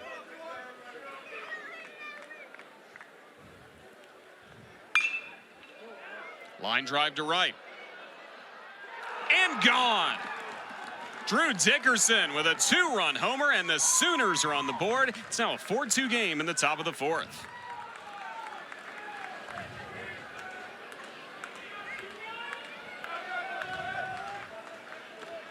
First home run for Drew Dickerson. Well, Roger, that's going to be the first of many. That ball is absolutely rocketed out to right field. 102 off the bat. Fastball leaks over the middle, and that happens when you put yourself in that hitter's count. Boy, you got to gear up, go out there and swing, and he doesn't miss it. Fowler thought he had a beat on it and realized that ball's just over my head. It's way too far. Sooners on the board. First homer for the freshman from Lee Summit, Missouri. And you mentioned, I believe earlier, he was in the lineup because he's hit lefties well so far this year. You know, he's absolutely crushed lefties, and you see coaches start to play those kind of analytical games and go, hey, you got a lefty on the mound, you got a right-handed DH. You got a righty on the mound, you got that left-handed DH.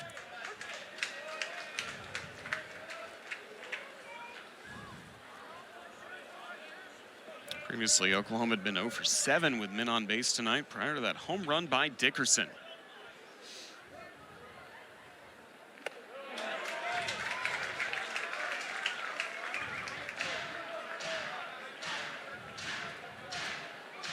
Ground out second for Taki.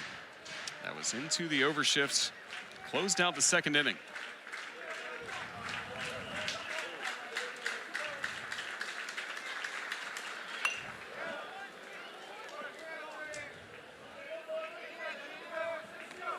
I like the way Zan Adams has come back after the home run. Those last 2 off-speed pitches have been a lot sharper than what we have seen so far tonight, and that's why you see him in another 1-2 advantage count against this hitter.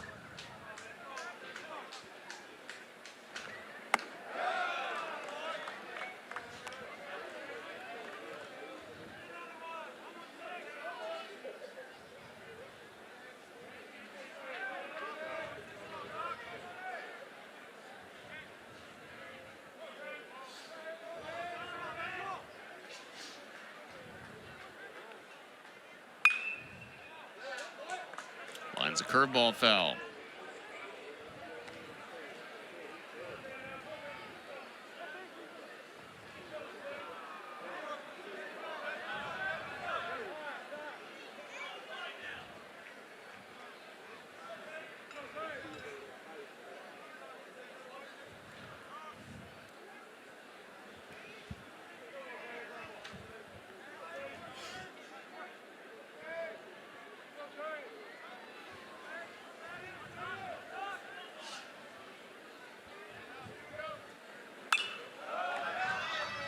Story of the night for Oklahoma.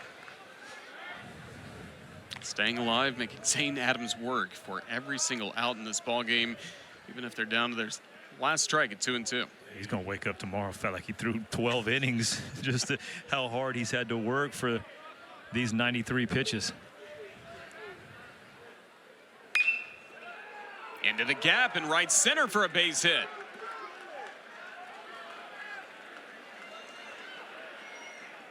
Taki with a strong double. 3 hits in the inning for Oklahoma.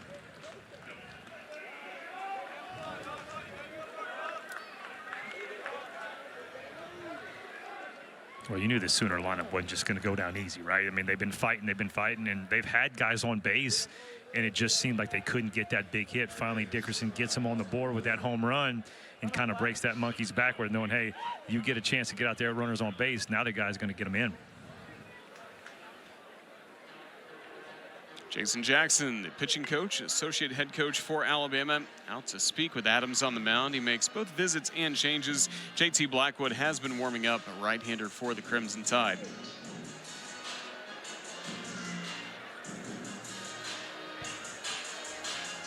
Also, Matthew Heiberger, a left-hander, has been warming up at times tonight as Adams again has labored through the last few innings, but now Oklahoma on the scoreboard for the first time tonight. A moment ago, a 2-run homer by Drew Dickerson.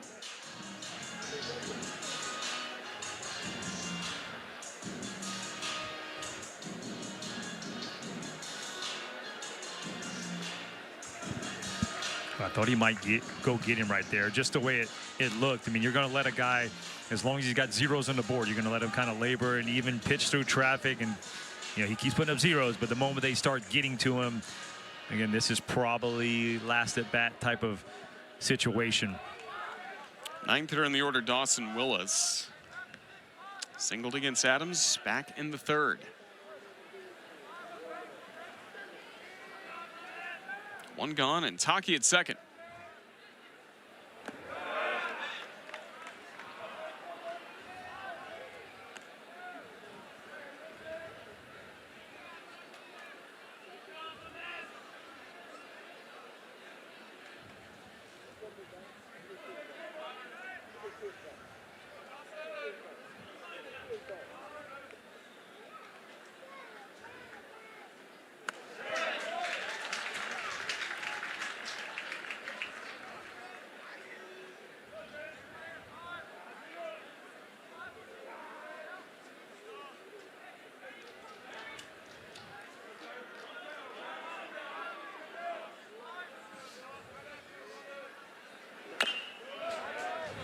Gets in front, 1-2. Hey, have you said that tonight? Story of the first few innings. You start to see it for both guys, right? Kyson Witherspoon, again, that pitch count is going up and up. He keeps going, and Bama's offense has done a great job, but you got to give a lot of credit to OU. I mean, they're still one swing of the bat, obviously, from tying the ball game. Had runners on base as much as Alabama. It just comes down to who gets that big hit in the situation you need.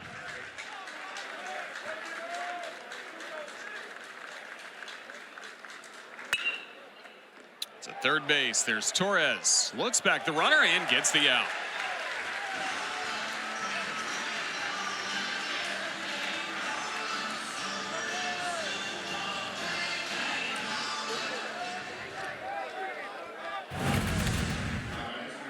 Nice job right here by Torres. You can see the runner right at him. Looks him all the way back, makes a strong throw. That's a good job. Third time through the order for the Sooners with Jason Walk up next.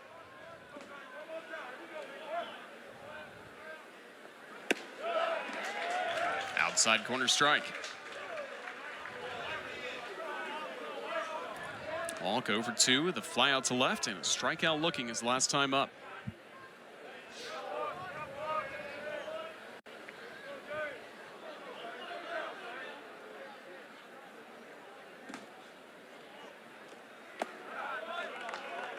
th pitch by Zane Adams tonight. Third time that he's been at or over the century mark for the Tide this year.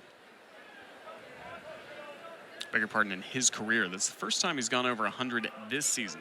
Twice went over 100 pitches last year. Well, they did talk about the off-season conditioning, getting stronger, putting his body in a better position to get to those higher pitch counts, last longer in the game. A lot of times when you can do that, that's how you get those later inning wins, right? You get to a starting pitcher in the 6th inning and you happen to be in the ball game, and when you see guys exit the game too soon, you don't get a chance to get those wins later in the game.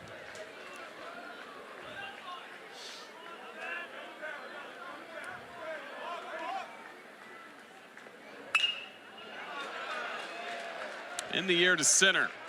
Bonamolo closes out the inning. 2 runs for the Sooners, though. Earlier this inning, it was Drew Dickerson putting Oklahoma on the board. Well, how about it? The freshman, first homer of his career. That's memorable right there. That's a rocket to right field. Sooners on the board. 102 off that bat.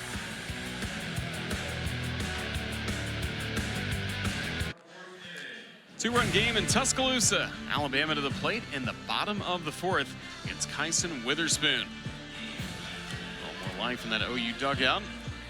Thanks to the 2-run homer a moment ago by Drew Dickerson to cut Alabama's lead in half.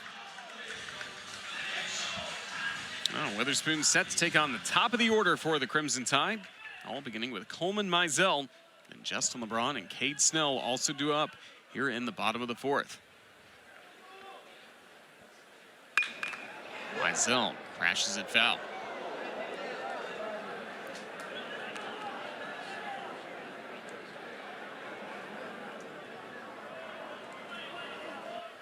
Did you see her? The lady about got smoked. She pulled her best matrix out on us. I mean, it was the last second, and she just moved out of the way. She was walking right into it. You got to have you got eyes ready everywhere you go. Be alert for foul balls. I do love the big net, though, all the way down.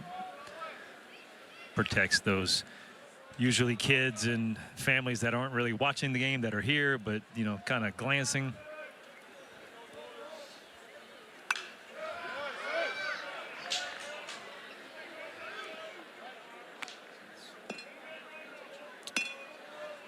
Witherspoon has struck out Coleman Mizell twice so far in this game.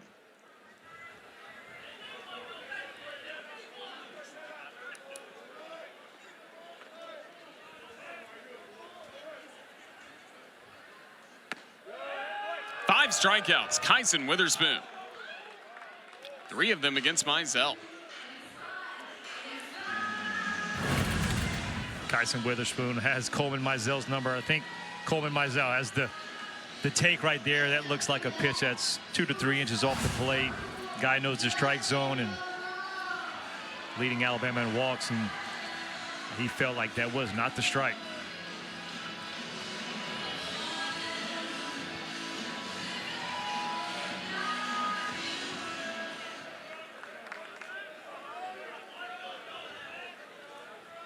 Justin LeBron versus Kyson Witherspoon. Just foul on the first pitch. LeBron homering last time up. Best in the nation with 52 runs driven in. He's been, again, top 5 in D1 baseball all throughout the year in home runs at times. Has led Division I baseball and the SEC with homers. Yeah, but you would have never thought these numbers, right? You're going to think, hey, 12 homers last year, but he had like 40-something RBI. Maybe go up a little bit, get to that 15 mark. Coach Vaughn's like, he could get 30. Who knows? Wade missed at a curveball. Strike 2. That's a good start so far for Kyson Witherspoon. You got to have a 0. You get that 2-run spot in the top of the 4th, get to Alabama starter a little bit, might even get him out of the game.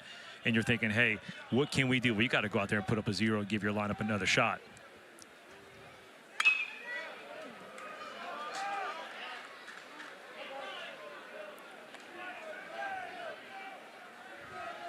It's one of the best you'll see in college baseball this year. You see Witherspoon going to that breaking ball multiple times. He don't want to try to sneak that cheese by him again. Watch LeBron flip the hands.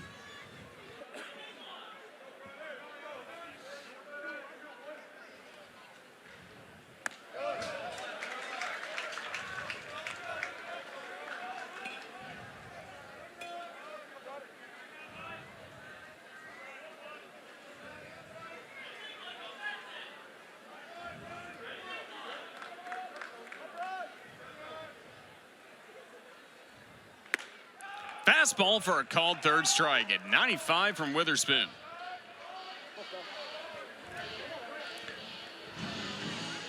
I was anxious to see where this pitch would go.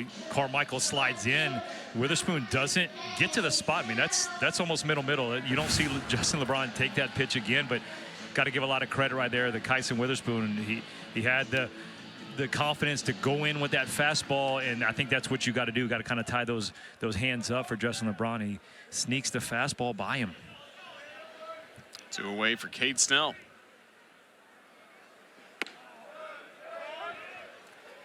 Witherspoon has now worked a 1-2-3 innings so far in this ball game.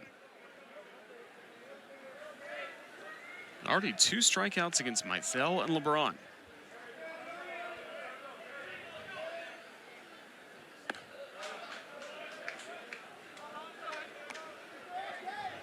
Snell doubled back in the first, a hard hit ground out to third last time up.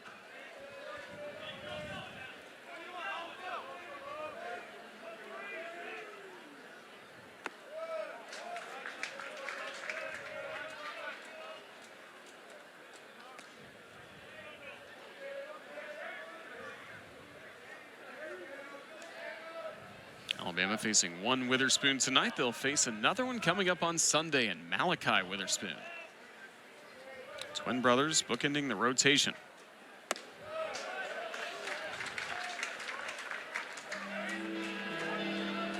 I went with Coach Todd Butler, the first base coach for Oklahoma, and he said they look identical. He goes, one has a freckle on the on the side of his cheek. He goes, That's the separator. He goes, that's the only way I know the difference.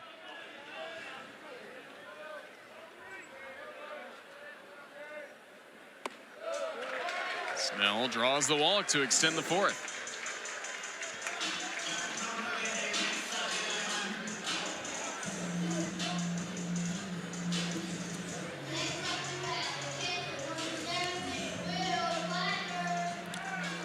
Bullpen activity for the Sooners. James Hitt, senior left-hander, getting loose.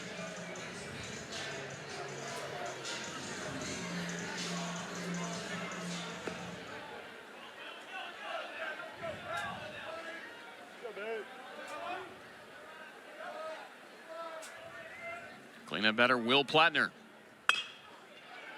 Bounce to second. Branch makes the play to close out the inning. A scoreless fourth from Kyson Witherspoon keeps it a 2-run game in Tuscaloosa. That area of the right field Ranger has been busy with home runs from Justin LeBron and Drew Dickerson of Oklahoma. So far in this ball game, a 4-2 score as we've reached the top of the 5th here in Tuscaloosa. Zane Adams able to get through 4 innings on the mound. Now JT Blackwood will get an opportunity to work out of the bullpen, and this is somebody, Lance, with starting experience this year as a midweek starter, but also very valuable SEC weekends. Yeah, absolutely. And this guy that can extend the game, right? So it's almost like a piggyback when you have this kind of guy, because he could roll through the next 4 innings and even possibly finish the game if you give him a chance, right? But it's the stuff, it's been good, 19 hits, so it's basically a hit per inning. Love to only have 4 walks in the 19 innings. Fastballs in that 89 to 92 range. Mixes in a cutter, slider, changeup. It's predominantly fastball slider, though. First year for him in Tuscaloosa after 2 years at Wallace State in Hansville.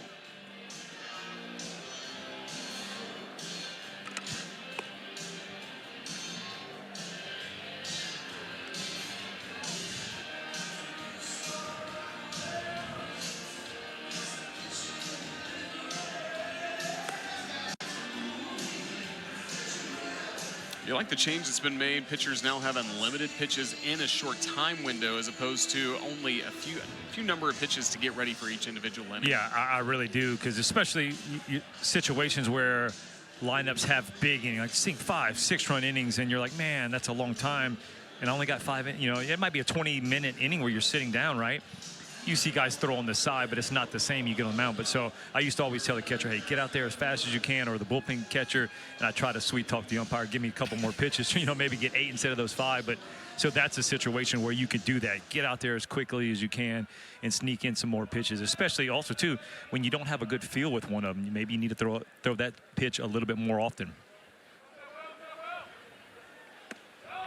First time the Sooners seeing a right-hander on the mound, so Jackson Willits, a switch hitter, will bat from the left side against JT Blackwood.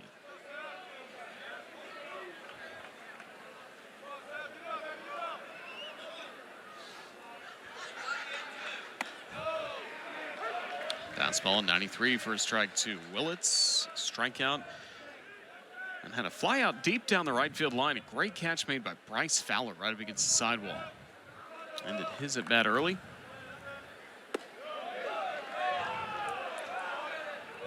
And Jackson's a guy right here. higher average versus lefties, so higher average from the right-handed side, but way more pop. He's got 5 of the 7 home runs against the right-handed pitchers.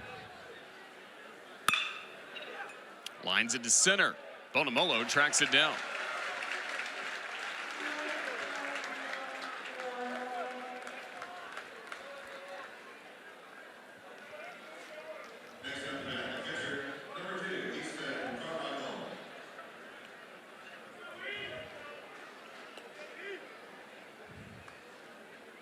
Easton Carmichael, the catcher, 0 for 1 with a walk this evening.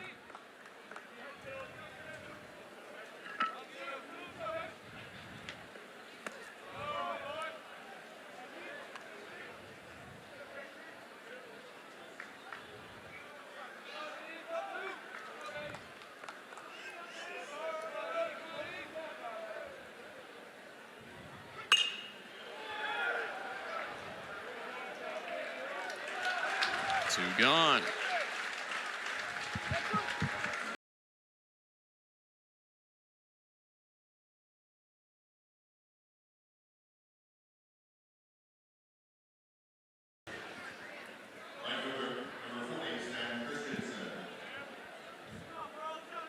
Sam Christensen struck out looking last time up, drew a walk back in the second against Zane Adams.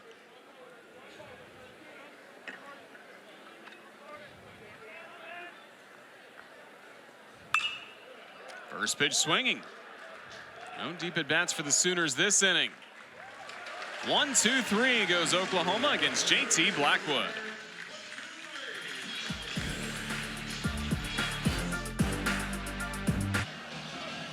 Crimson Tide in 2025 trying to end some droughts. It's been since 2006. Alabama had a regular season championship. That last tournament title, you got to go back to 2003.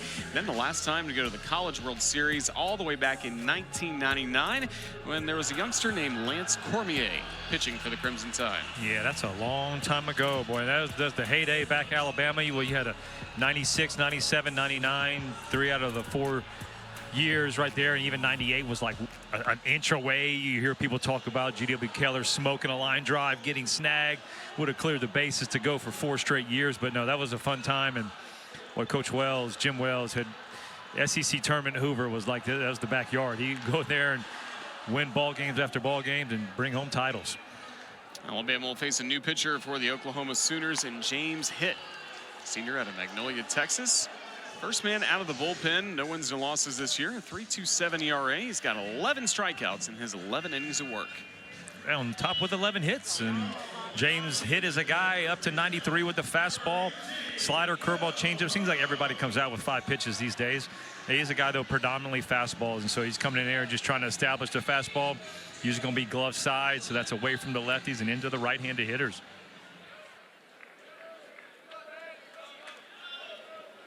First man he'll face, Will Hodo, in a lefty-on-lefty matchup.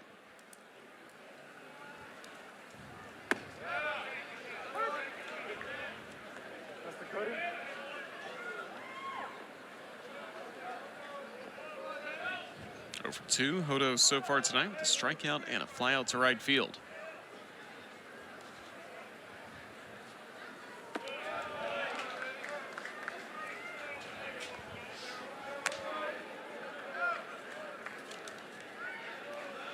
First 3 years hitting .270, came off the bench mostly as a freshman and sophomore before being an everyday starter last year. .351 as a senior. You know, I love hearing Coach Vaughn talk about Will Hodo and just the praise that he gives him, because this guy has been through so much in his 4-year career. He goes, for freshman year, they weren't real good. Next year, they're good. Coaching transition, all those things that have to happen. He's coming after, you know, Drew Williamson comes back for a 5th year when he thinks he's going to get a chance to play. So he's going through a lot and stuck with it, been a guy, and now you're seeing some great results. Including really the most clutch home runs Alabama's had this year. The walk-off 3-run homer that capped a incredible comeback against Ohio State in Jacksonville, where Alabama was down 10-0. His 3-run bomb in the 9th made it 12-9 Crimson Tide.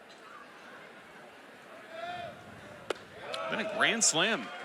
Broke a 2-2 tie against Texas A&M in Game 2 of the series, delivered Alabama a series win before the Tide would go on to sweep down at Olsen Field at Bluebell Park.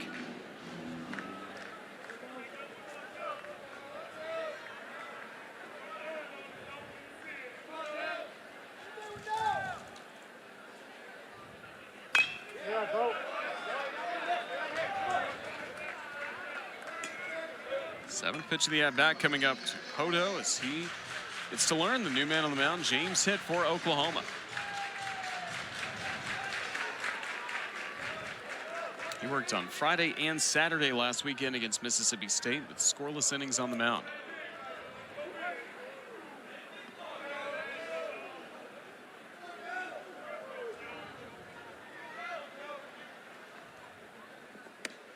Got the strikeout.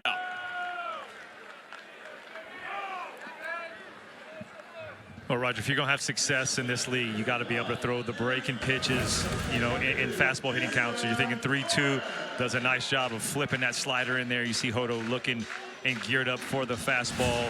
Just enough break. It's not like it's this nasty slider out of there, but it's just enough break, especially when the hitter thinks fastball's coming.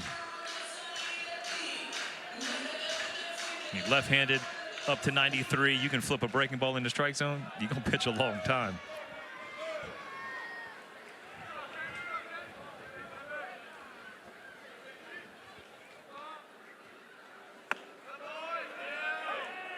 Facing Jason Torres. But had a tough stretch of the plate recently, but in this game was 2 for 2 against Kyson Witherspoon. He's got the batting average back over 300.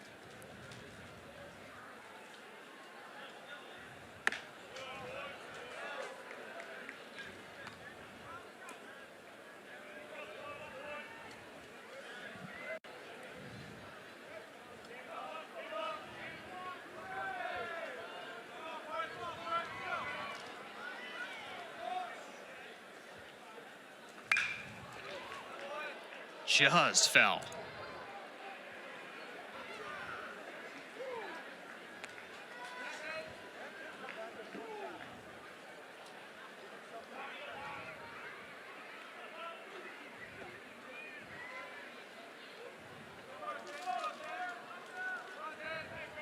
You see the frustration. Man, kid's just taller than me. His head dropped like, oh, he thought he had a souvenir.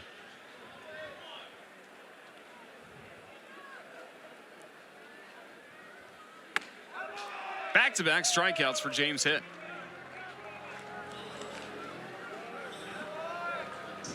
Yeah, I love that pitch. That's the fastball in and just showing confidence.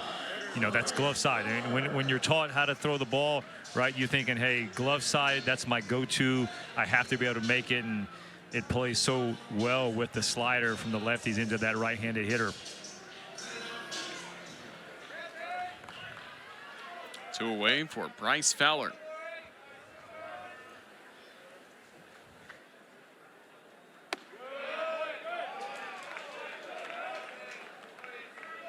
Two walks drawn against Witherspoon for Fowler. Is he going end to pop? Pop.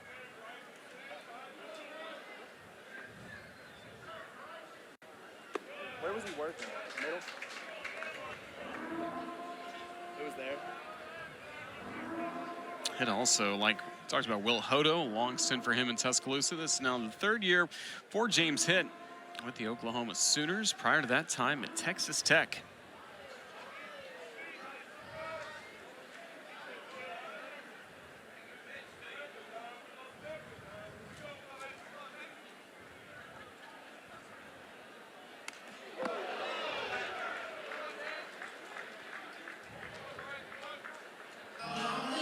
Fowler now in front, 3 balls and no strikes. That nearly hit him. I heard somebody in the stands say, oh, that hurt. Like trying to sell it. Thought Fowler would sell it a little bit himself. I think it was so far in, he had to just gather himself before he fell.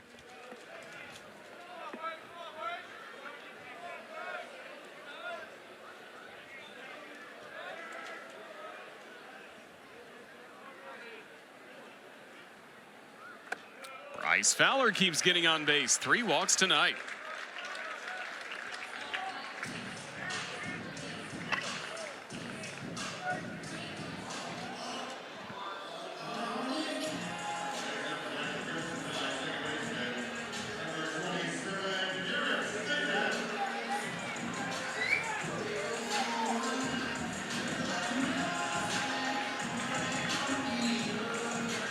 This is who you want if you're Alabama up, right? Garrett Staten, the hot hitter, back in the lineup, coming in clutch with the RBI.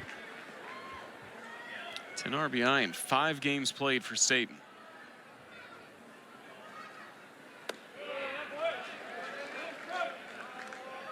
What was that?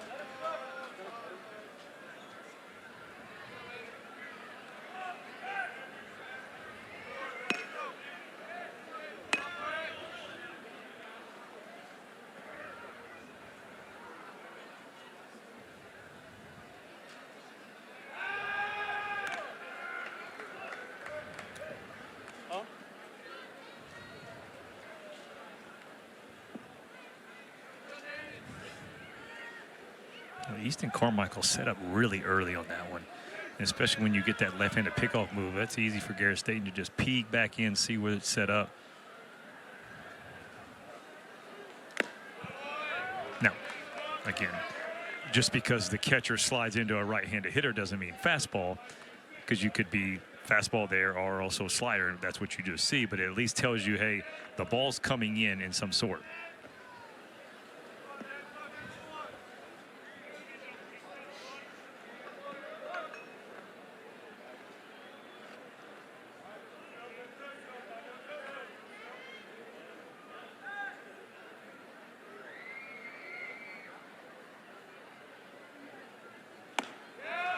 Elevated the fastball.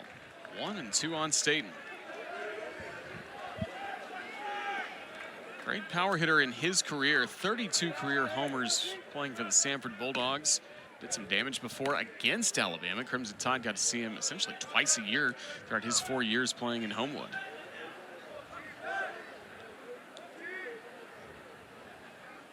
Runner goes. And there's the strikeout third of the inning as hit works a scoreless fifth. Well, how about that James hit? He comes up there putting that 0-3 punch outs. Gets a little slider, start us off. The fastball rolling in and finish it off with another heater. 4-2 ball game. Already in the 7th game of SEC play. Here's a checkpoint of the top 5 teams going into the year. A lot of buzz about Texas A&M and the Florida Gators, but they've had a really tough start to the year.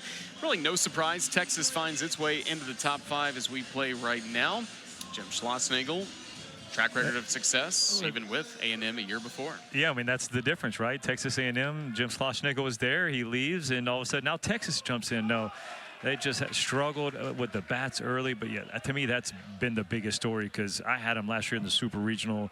You watch the World Series run. That was a really good ball club with a lot coming back. Now they lost All-American Gavin Grahovac, but still they had enough to be able to do some damage, especially. But to look up and see 0-7, no, didn't expect that. Especially with a good pitching staff, and their 3 starters have performed pretty well for the most part in SEC games, especially against Alabama. Setting starts with Branch as he rounds it to short, and Justin LeBron sets him down. 4 quick outs for JT Blackwood in his time on the mound from the bullpen. It's so frustrating when you're the starting pitcher and you're just watching that going, golly, I had to work, you know what, off to get out there. But look how smooth this is from Justin LeBron. Just throws that little sidearm from the hip, and it's right on the money. You know, the good ones have that internal clock that they just know. They know how many steps they can take. They know how to flip it. They know they need, hey, I need to let the arm let it go, showcase it, or I can just flip it and get that out easy. One away for Trey Gamble. Hit the ball hard to left field last time up.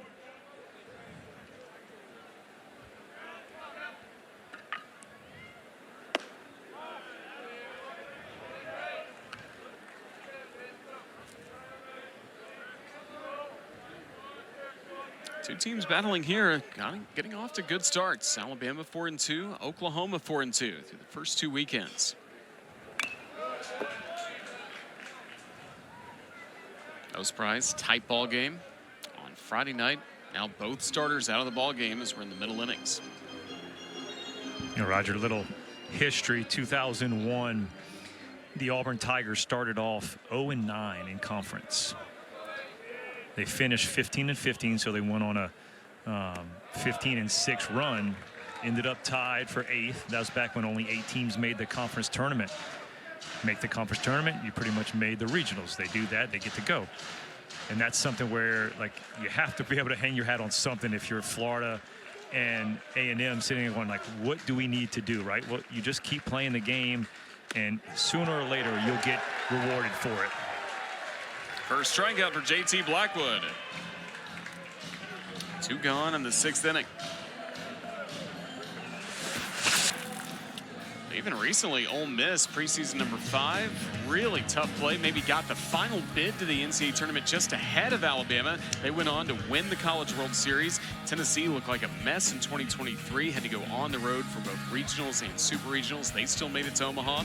Similar story for the Florida Gators last year. So I guess you can rely on your own, history last year going, but Coach O'Sullivan at Florida's thinking, I didn't want to have this replay of last year, but thinking they lost 6 straight series. So they only won 4 of the 10 series and still get a chance to go to College World Series. Shows you how tough not only the conference is, but like when you look at that going, you just got to get hot at the right time, and that's exactly what they did in the year. And just the ultimate reset button that these SEC teams go through. Once you get through Hoover, you know where you're going for regional. Even if you're going on the road, it's nothing you haven't seen before. Right. Off the glove of Staten, and that will allow Dickerson to reach safely to extend this top of the 6th.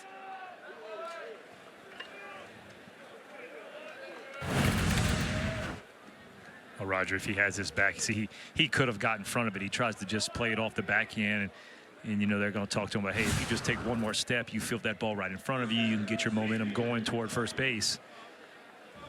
Error on Staten at second base. Brings the tying run to the plate, top of the 6th inning. Dayton Taki doubled last time up.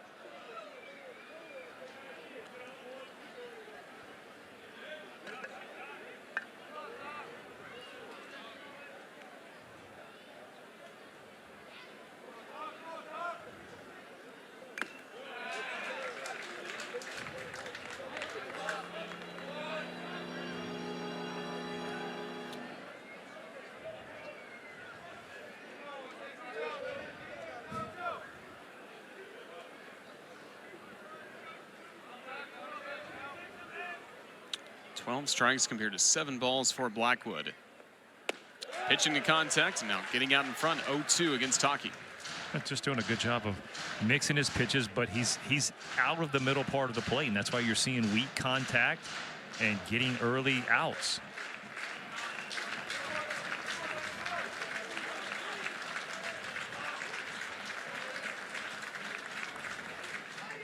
Got him swinging. JT Blackwood with 2 scoreless innings out of the bullpen.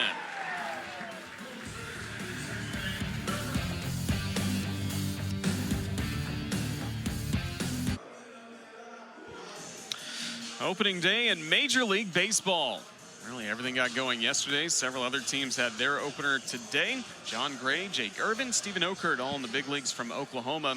Alabama, strangely enough, the only team to not have a former player on a Major League opening day roster. Lance, that's with some special circumstances, a lot of talent in the minor leagues right now, plus some kind of older talent that maybe hasn't signed, haven't found a home yet to start the year. Yeah, I think that's what you're seeing is the mix of the older guys kind of leaving the league, guys like David Robertson, you're talking Jimmy Nelson, Spencer Turnbull, Alex Avila, Tommy Hunter have all kind of left the league or remain unsigned in the last 2 or 3 years. But you're right, you got guys like Andrew Pinckney in AAA knocking on the door. There's about 4 or 5 guys that are doing that. Richie Bonomolo Jr. leading off this inning. Sacrifice fly in the 2nd, made it 2-0 Crimson Tide.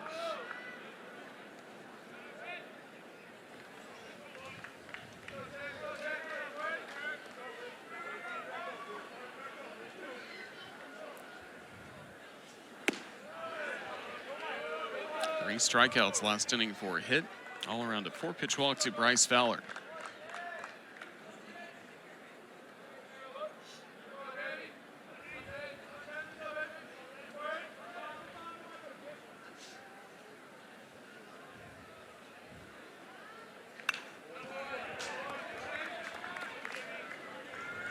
Our own Lance Cormier knows a thing or two about opening day. Oh, there we go. Tampa Bay Rays days. Tampa Bay Rays.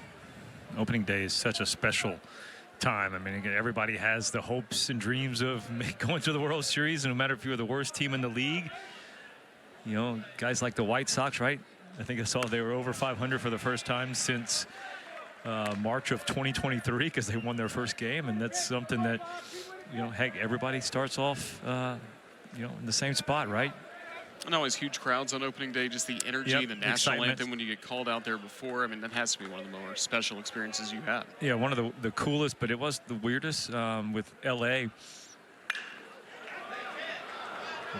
Dawson Willis, nice play at third against Bonamola. Hot dog. The hot corner. Dawson Willis, that's, you make a best friend of a pitcher right here, going out there making a play, little slide. Watch how quickly he pops up. Got to turn those shoulders, make sure you're right. Man, what a strike. Against a fast runner, too. Yeah, so with LA, it was 2011. They had like doves, you know, in some cages, and like you get to the other bases, and all of a sudden they just let them out, and white doves are flying. It was like, all right, what is going on? There's fireworks. You know, those doves were scared to death with all that stuff going on. DH spot up of Coleman Mizell, but it's Brennan Norton who will come off the bench as a pinch hitter. With the injury to Garrett Staten, bulk of the playing time at second base in Staten's injury into February and into March.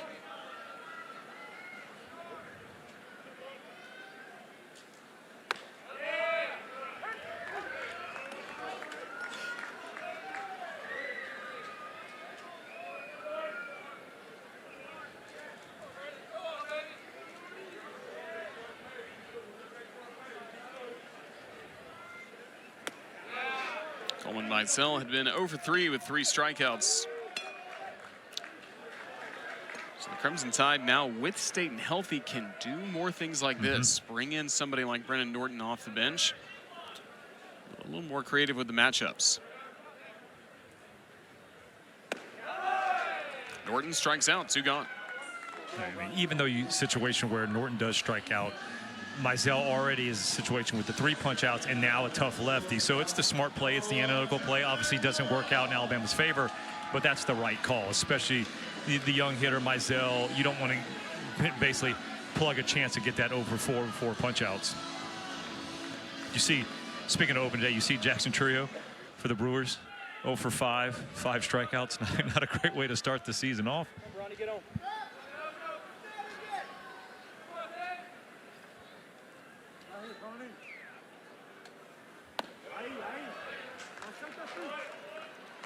Well, Justin LeBron went 1 for 3 going up against Kyson Witherspoon. Oh, lefty on righty matchup with 2 gone, no one on base.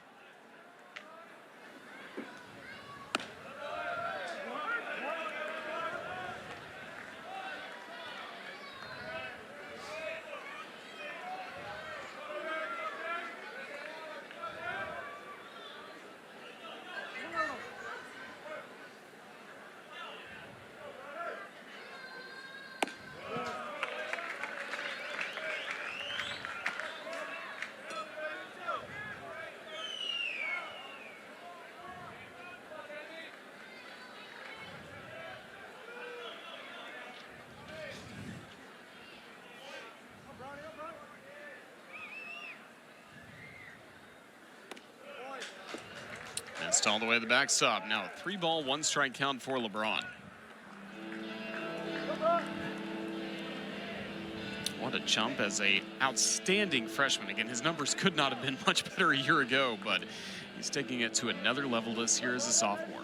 Yeah, that's the part of it, is coaches were like, okay, you expect to see a little bit better here, a little bit better there, but he's been just as good at the plate average-wise, right? Pretty close to the same, but the power numbers, crazy. The RBI numbers. Now, you got to give a lot of credit for the RBI numbers because of Cade Snell, Bonamolo, those type of guys hitting in the 7, 8, and 9 hole. They're on in front of him, and especially Bryce Fowler when he was hot early.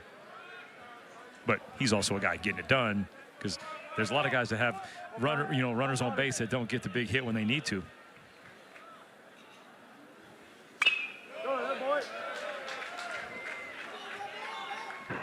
Earlier in the 3rd inning, a home run blast to right field. And I don't think fans at home can really appreciate that. I mean, that ball's had his letters at 97 miles an hour, and he just throws the hands, flicks the wrist, and drives that ball out of the ballpark, opposite field. I mean, as a hitter, just trusting himself, having the confidence to let that ball travel, but also to go swing at that pitch. That's a ball out of the zone, but he's all over it.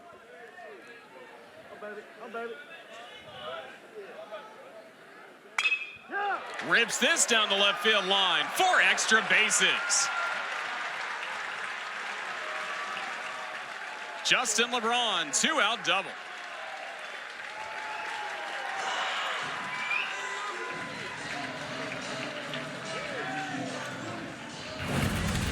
That's that little cutter up in the zone, but still, look, he can get his hands on top of the baseball as good as anybody right now and continues to just hit at a high level.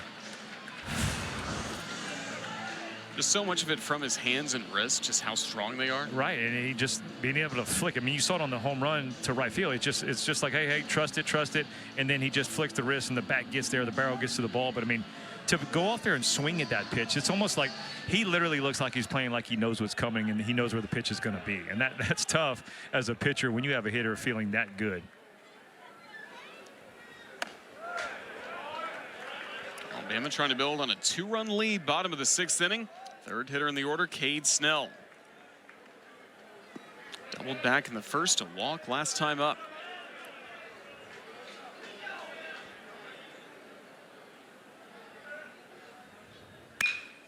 Up the middle for a base hit. LeBron comes home without a play. Cade Snell with an RBI single, making it 5-2.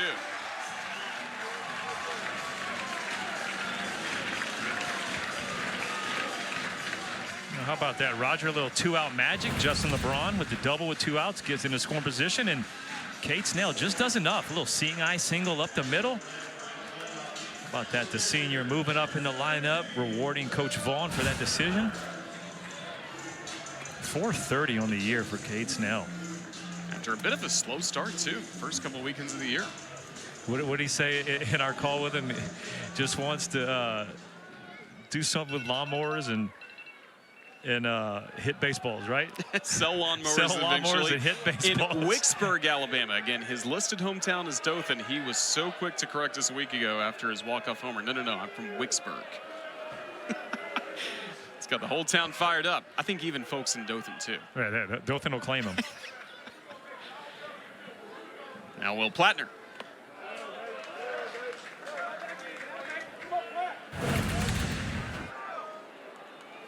So a violation, Plattner not getting in the box quickly enough, but still 8 seconds left on the clock, so an automatic strike 1 to Will Plattner. This is where, I mean, his feet were in it, he just wasn't in a stance. You have to be in the stance to go in there, and he gets that easy strike.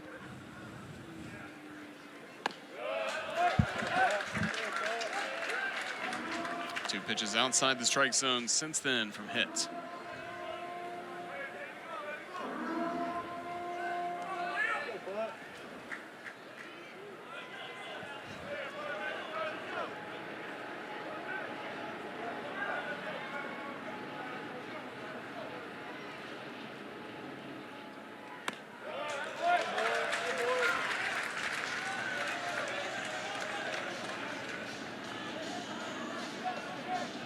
Plattner not rewarded with the hit so far tonight. His strikeout did reach on an error back in the third.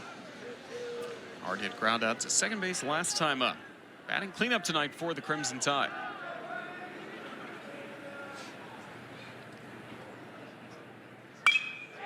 Base hit to center.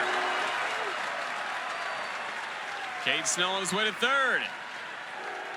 He's in there. More 2-out magic for the Crimson Tide.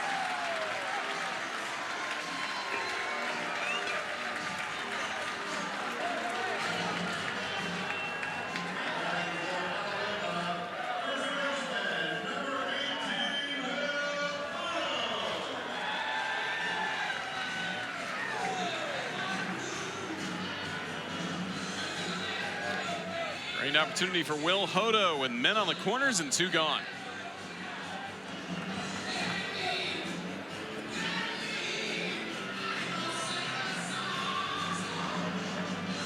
2 out hitting. The Sooners 0 for 7. The Crimson Tide right at 500, 5 for 10. Coaches will always preach games are won and lost with 2 outs, and that's usually what happens, right? Who gets the big hit or who makes the big pitch. And right now Alabama 5 for 10 with 2 outs. They are getting the big hit.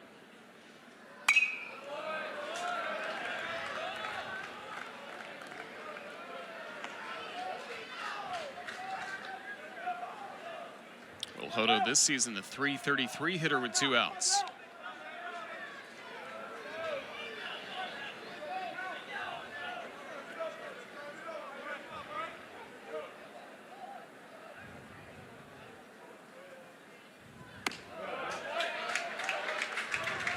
Runs that one inside with a fastball.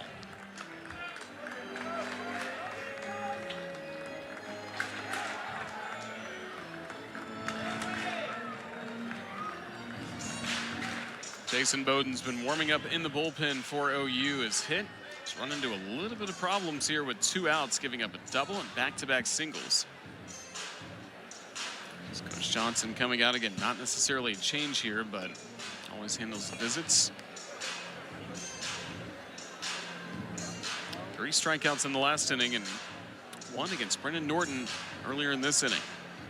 James hit.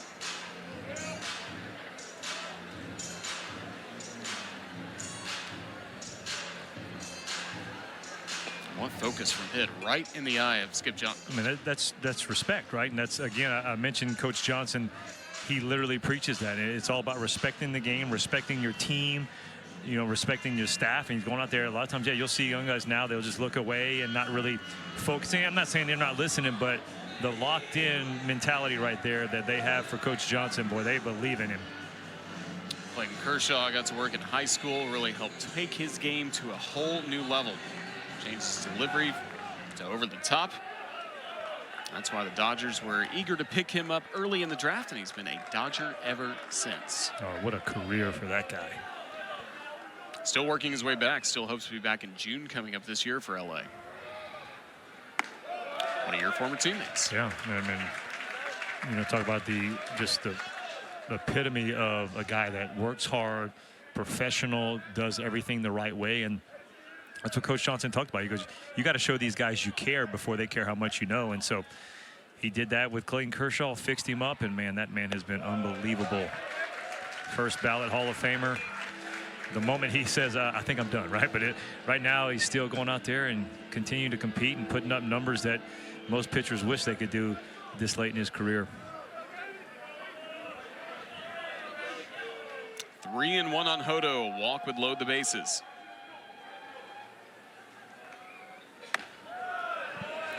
Now full count.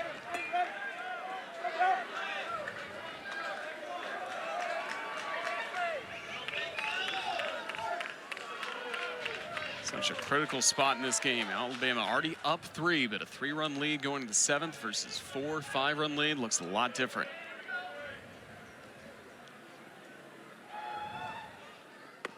Hit wins the battle. Strikeout against Hodo to close out the inning. Crimson Tide do add a run here in the 6th. It's a 5-2 game to the 7th.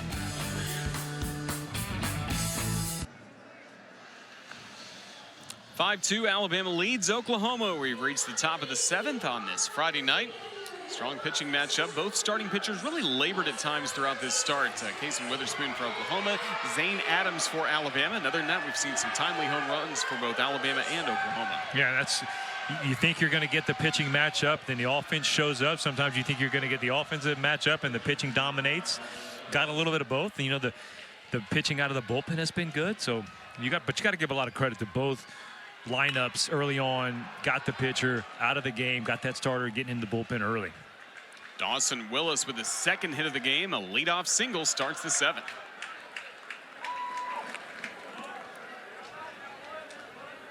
First pitch fastball from Blackwood. You were mentioning earlier in that last inning, trying to get that run. I mean, how important that 4th run is, where one swing of the bat can't get you.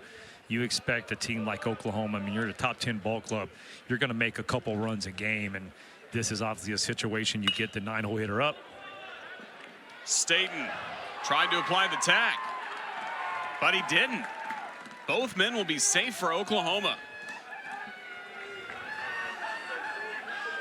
Staten had an error last inning as well. So this one's going to go down as a fielder's choice, and you see Garrett Staten comes and gets the ball, and he thinks he can get a cheap out right here, but he loses his balance as he reaches. And you see that foot hits, and after that foot hits, he slides in the grass, and not able to make the play. Walk reaching on the fielder's choice. He represents top of the order now, one of the most dangerous power threats at the plate in Jackson Willits.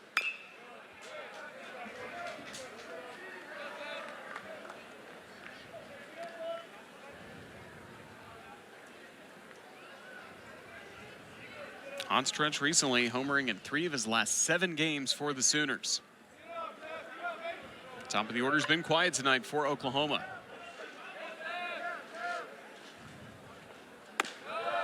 An opportunity now, 2 on, nobody out, top of the 7th. And you just mentioned how, you know, the power that he has. Situation where you go, hey, is he going to bunt? It's the 7th inning. You can move 2 guys into scoring position, but you got 20 total bags on the bases. If they're going to they're probably not going to bunt this guy with power. They're going to take the chance and just steal the bag. Blackwood gets in front, 1-2.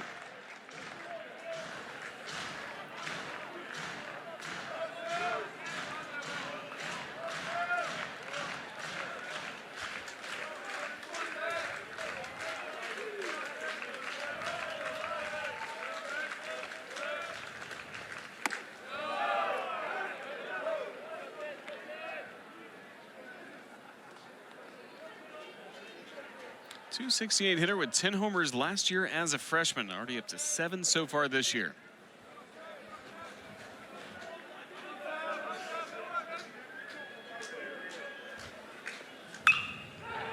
Base hit to right field. Sooners a wave in Willis. He'll score. Walk safe at third. RBI single by Jackson Willits makes it 5-3.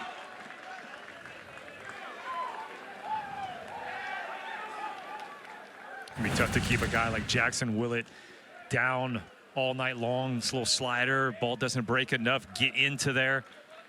Love the hustle right here by Walk. Gets first to third, continues to get in scoring position, nobody out. Sooners offense is clicking. And you're thinking for JT Wood, right? You got the ball. Hey, Garrett Staten catches it, does a flip. You might have a double play. Maybe not because of the speed of Walk, but you definitely get one guy out. And that might be now first and third, 1 out, still with a chance to double play to get out of an inning. But now 5-3, first, third, nobody out. The third hitter in the order due up next, and Easton Carmichael. Carson Osmer has been the closer this year for the Crimson Tide. He's been getting loose along with left-hander Matthew Heiberger, who's been brought in for really high leverage situations against left-handed batters.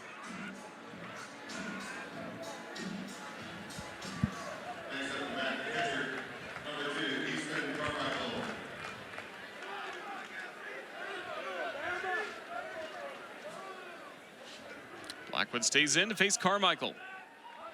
Walk at third, Willits at first, no one out.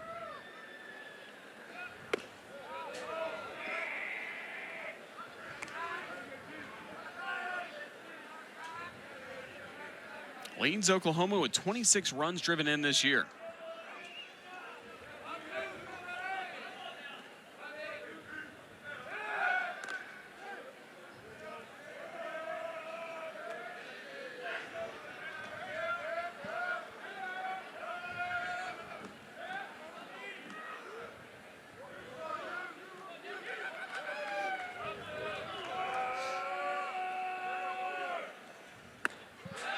Challenged him with a fastball. A mighty cut for strike 1.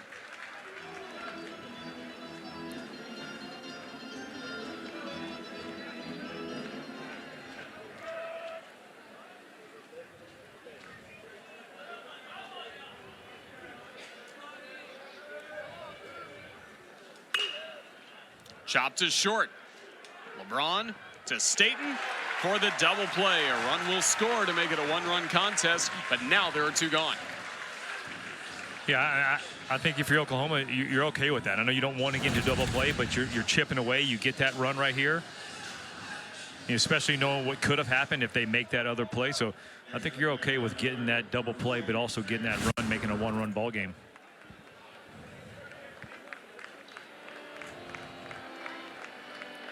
So you got to give a lot of credit right there. JT Blackwood gets that mound visit. Coach Jackson says, hey, this, get you the ground ball, make a double play. Hey, that's what the coach will come out and say, and he does it. And you go, coaches know what they're talking about. Matthew Heiberger will be brought in for a lefty-on-lefty matchup against cleanup batter Sam Christensen. It's now a one-run game in the top of the 7th. Sooners have scored 2 to make it Alabama 5, Oklahoma 4.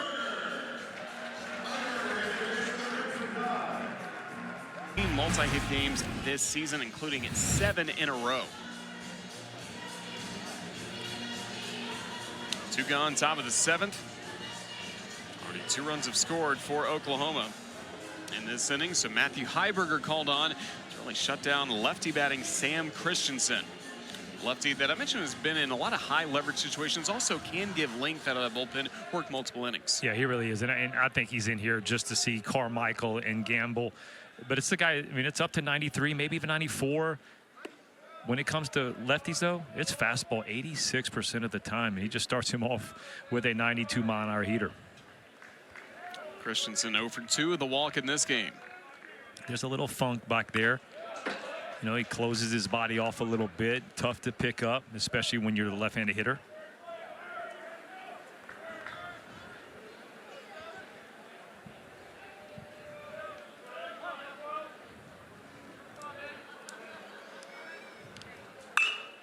Right back up the middle for a base hit. First hit of the night for Sam Christensen in the cleanup spot. That's what you want to see if you're Reggie Willits, the old Oklahoma hitting coach and offensive basically coordinator, and run that. See the left-on-left matchup from your guy. Keep his hands in, not try to do too much, but extend that inning.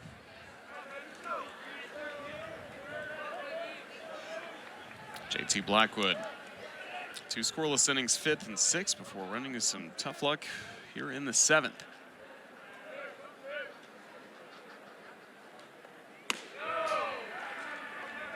Ball 1 to Kyle Branch. His single led off the 4th inning against Zane Adams. 2 batters later, it was Dickerson who hit the home run to get the Sooners on the scoreboard. Heiberger falls behind 2-0.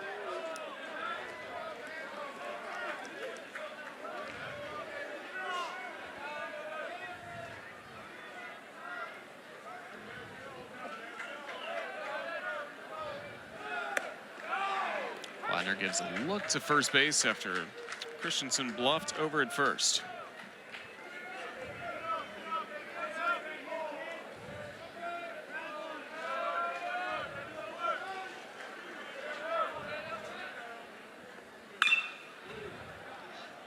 Knocked down by Staten. Recovers for the out to close out the inning. 2-run score for Oklahoma. It's 7th inning stretch time in Tuscaloosa. Alabama 5, Oklahoma 4.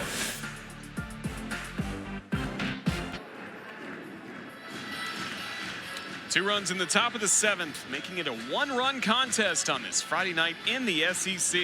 Alabama with a 5-4 advantage against Oklahoma.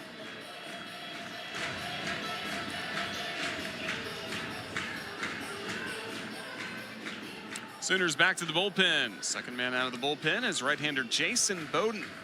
Already on the season, 2 wins, no losses. In his 13 relief outings, he has made more appearances than anybody on the mound for Oklahoma this year. Right, you can see why the 90-95. Look at the numbers: 18 innings, 24 hits, 17 punch-outs. It's fastball, slider, changeup. Got a hard slider. A little bit of a tough start. 9.9 ERA through the first 10 innings this year, but back to form the last 8 innings. All right, that's, you got to see when you talk about Coach Johnson having confidence in his guys and sticking with his guys, showing you that, hey, sometimes early on the numbers can be bad because of one tough outing, but he's been hot as of late, and that's why you see him get the ball in a high leverage situation with the Sooners only down 1.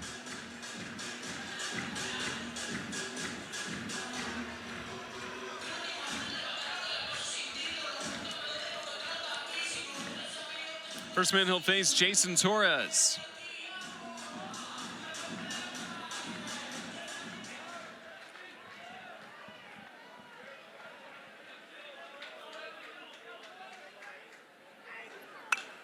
First pitch fastball fouled away.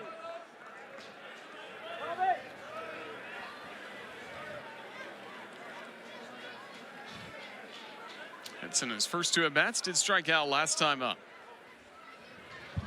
Jason Torres, transfer from Miami.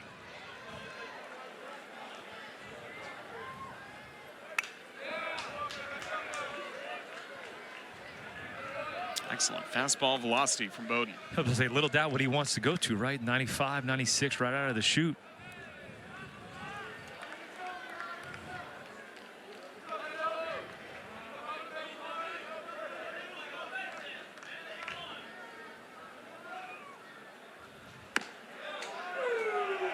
Frozen. Torres strikes out looking to begin the 7th. Sometimes you don't even have to bounce it, right? 0-2, you thinking you need to? No, nasty. 86-mile-an-hour slider. Looks like a fastball right out of the hand. That's the 12th strikeout for OU pitching. 12 strikeouts compared to only 4 walks issued. Bryce Fowler has drawn 3 of Alabama's 4 walks. Backhanded stab by Branch for the out. More great defense on the infield by Oklahoma in this.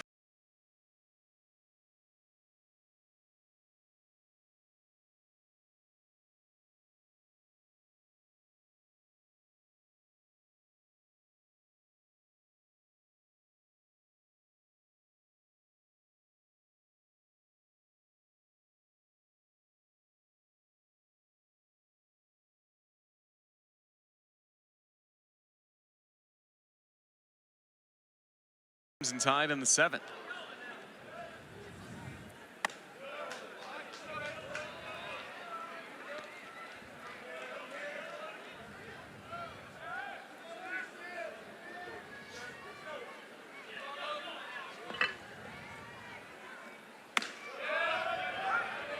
Back-to-back fastballs.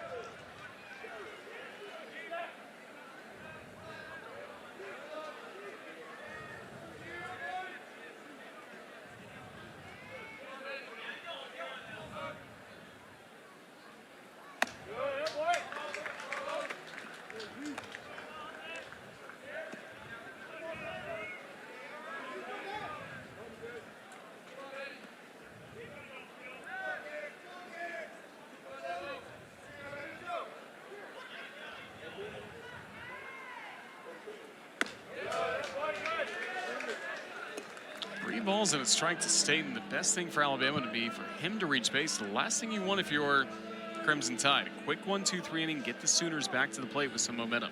Right. Also, if he's able to reach base, that brings up Richie Bonamolo. Then all of a sudden, now you go into the bottom of the 8th with the top of the lineup, thinking if you need to score, you have a better shot with the top of the lineup.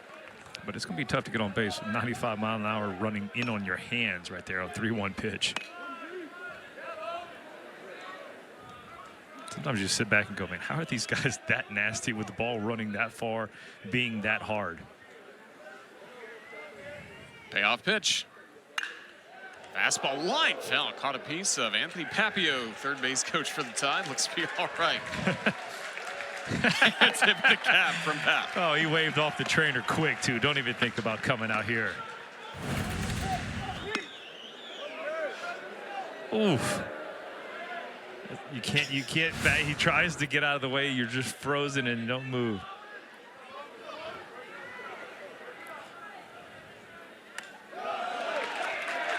Staten draws the walk. Roger, that's when the adrenaline's feeling good. It doesn't hurt right now, but you get back in the dugout or you wake up tomorrow going, oh, that ball actually did hurt.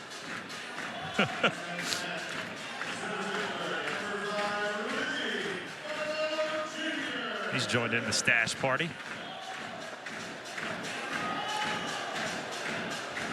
Played for Rob Vaughn at Maryland, now part of his coaching staff here at the Crimson Tide, Anthony Papio.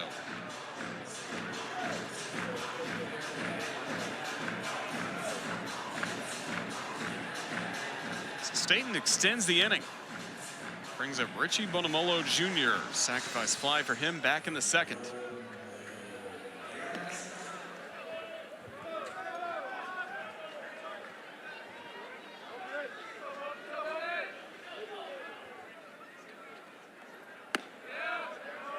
Slider for strike one to Bonamolo.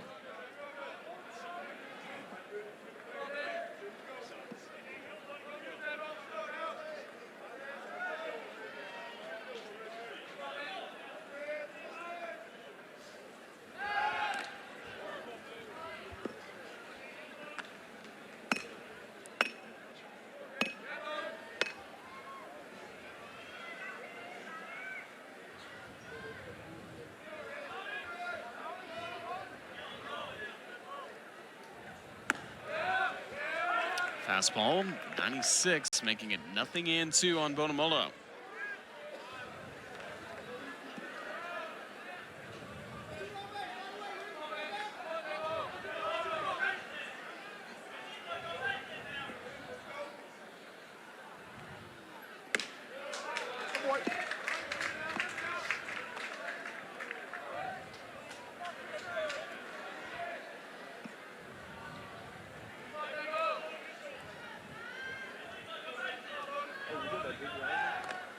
Another check at Staten at first base. Appreciate it.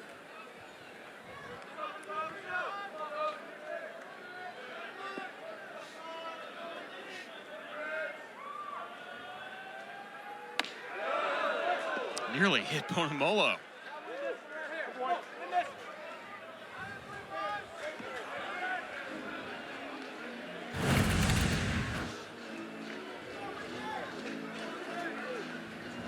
He's got a lot of run on that ball, and as a hitter, you're thinking, all right, stay in. I got to stay close. I got to be able to drive that ball because it could be the slider, and then, boy, just running in. That's scary. Fastball for a called third strike at 95 on the outside corner.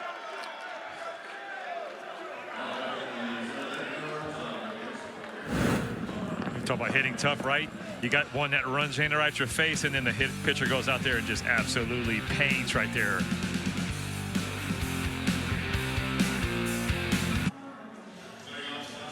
Once at stake as we've reached the top of the eighth. Oklahoma, brand new to the SEC this year, trying to win in baseball for the first time ever in Tuscaloosa. Meanwhile, the Crimson Tide just continue trying to build up the resume. Alabama 23-3, and win tonight would be the 6th top 25 win already this year. Which we talked about before, this third weekend of SEC play, but you're kind of at the midway point of the true season, and Alabama's resume towards the NCAA tournament couldn't be much better at this point. You're right, and this is when you always hear like freshmen start to not be fresh anymore because you've had 7 weeks of play, you've dabbled into conference as well. So you as a coaching staff, you start to know who you are and who you can trust in certain situations. Trey Gamble to shortstop. Out of the glove of Hodo. Tying run to board to begin the top of the eighth for the Sooners.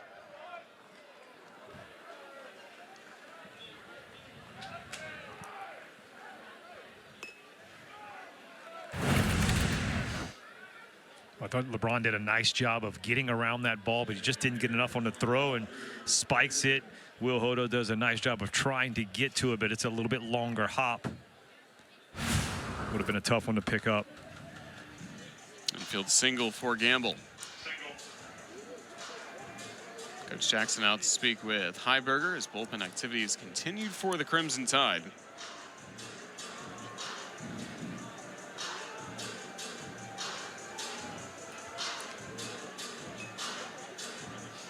Carson Osmer has been the closer to begin this season, the transfer from Penn.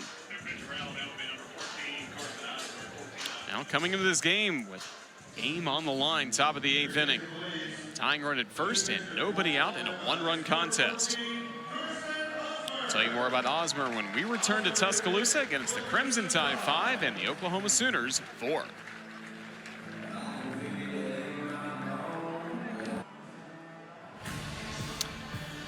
Tight one-run game, top of the eighth inning. It's just another Friday night in the Southeastern Conference. Alabama needing some important outs. We'll turn to the man that has been Closer all throughout this season, ever since he transferred from the University of Pennsylvania. Carson Osmer, a lot of experience he has brought to Alabama, and also, Lance, a lot of different looks from the different arm angles he can have from the right side. Yeah, look at the Crimson Tide closer, 6 saves, second in the SEC, and you're right, Roger. He's a guy that will be in that three-quarter kind of sidearm slot, but he's not afraid to then raise up and go over the top and give you a different look, but he does a good job of mixing both of those pitches from both of the angles. It's up to 91 with the heater, and it really doesn't change, right? He can still throw up to 91 on the side. He throws it on over the top. Little slider, little curveball, changeup, but predominantly mostly fastball slider.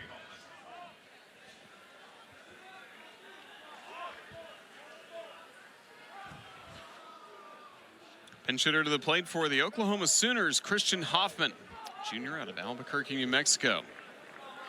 First year in Norman after time at New Mexico Junior College. Trying to get a lefty look going up against Osmer.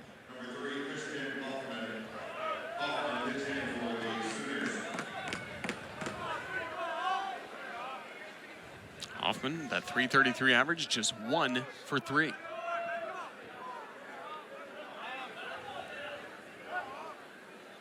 Gamble at first with nobody out. First pitch strike from Carson Osmer. Well, usually don't see when guys come off the bench, especially a bullpen guy, you got men on base. You usually see those guys get aggressive, taking that first pitch, 89, right down the middle.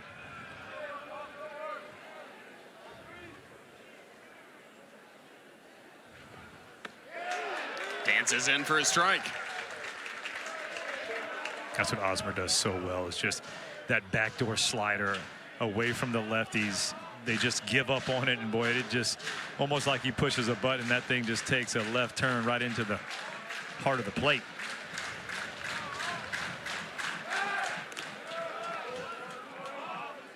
Gamble at first, a great threat to run with 9 stolen bases this season. Sooners have been conservative tonight. Team that leads the SEC, 67 stolen bases, no stolen bags this evening. Not even an attempt. Like, they didn't even, not even a false break at first base. A lot of times you'll see maybe the pitcher will slide step and it kind of stops the running game, but they haven't even done that like they've wanted to go. There was one pickoff play where it looked like the guy was leaning just a little bit, but other than that, you're right, it's been quiet.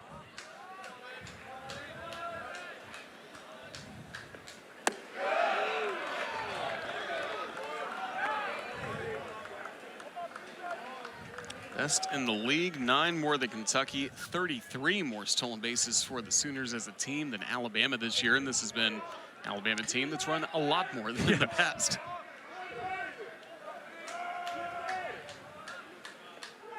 Got him swinging.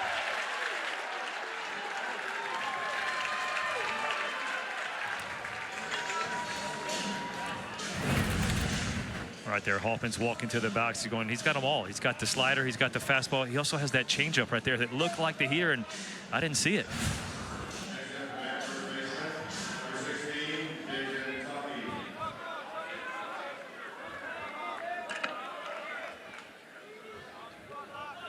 Another lefty hitter in Dayton Talkie. Flutters in for strike 1.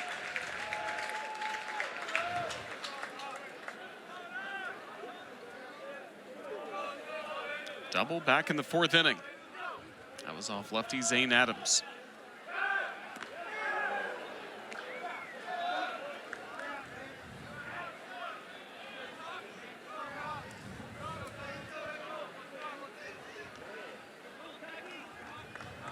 Last 2 outings have been scoreless for Osmer. This throw gets away at first base. Gamble to second. Throwing error by Osmer. Putting a runner in scoring position, and not just any runner, the tying run in this game.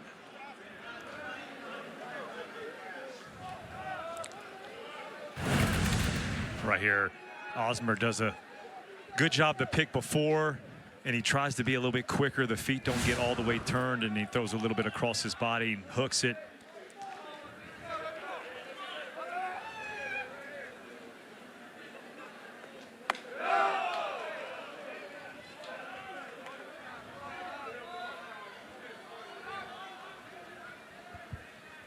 Campbell with tremendous speed in scoring position.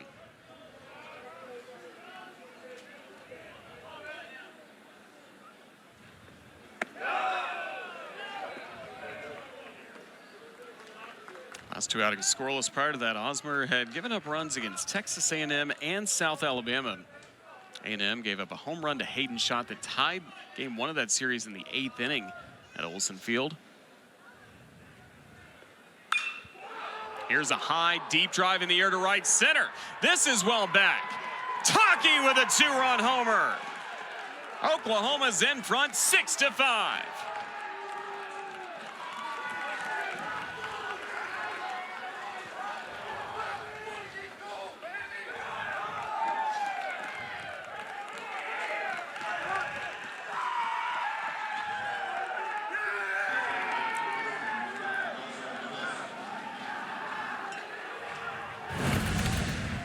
Boy, Dayton Taki gets the pitch he wants. It's a little changeup. You see it spinning, just floating up in the zone.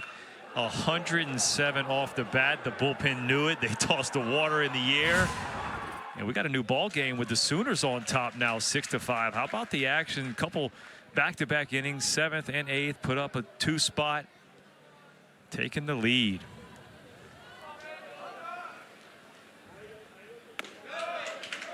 Dawson Willis. I was just about to say, you were mentioning his outings, right? He had back-to-back outings where he gave up a home run game-tying home run, and then as a closer, right, you got to be able to flip the page and have the shortest memory in the history, and got a situation where you got to do that again. You got to be able to keep the team right where you had them.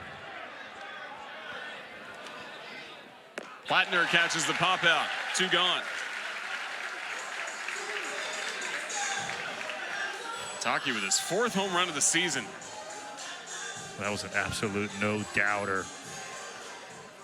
Change-ups are good, but when they're left up in the zone, become very hittable, and that ball was just spinning out of the third right where he wanted it.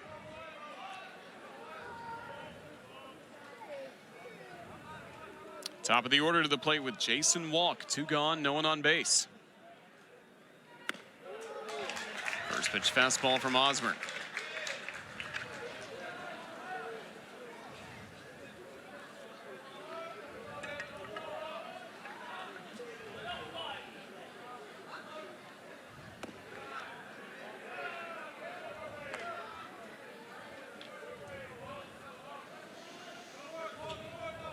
Three homers allowed in the last 5 appearances after not allowing anything to leave the yard for 7 times on the mound. 2 game-tying homers and now a go-ahead home run by Dayton Taki here in the 8th. The other home run was hit by John Smith of South Alabama. Game-tying homer in the 9th inning on March 18th in a midweek game that eventually Alabama won in 10 innings on the Cade Snell walk-off home run. Well, Hodo will make the play to close out the inning, but the Sooners in front, 6-5, thanks to the 2-run homer by Dayton Taki. Dayton Taki, I mean, the Oklahoma hitters have done a great job putting themselves in good hitters' counts. Even though it was a changeup, it's up. Into the bullpen, taking the lead, 6-5. This is earlier in the ball game in the Oklahoma dugout when the Sooners were trailing.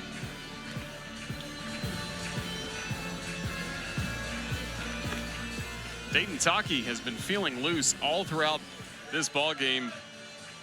He just put Oklahoma in front thanks to a 2-run homer. He was even having a good time at the dugout when tension was high earlier. Here's a look at Taki from earlier tonight. We got kids being kids, right? That's just showing you, hey, like, these kids are loose, they're excited, ready to play no matter the down or not, but Dayton Taki stays in the game mentally when he's time to go to the plate, and boy, he absolutely crushed that ball and has got Oklahoma ahead. Now, can their back into the bullpen hold it? Jason Bowden just worked a scoreless 7th with 2 strikeouts and a walk. Face the top of the order, starting with Brennan Norton. Norton took over as the DH for the Tide in the 6th inning after Coleman Mizell was in this spot. Norton had a strikeout back in the 6th.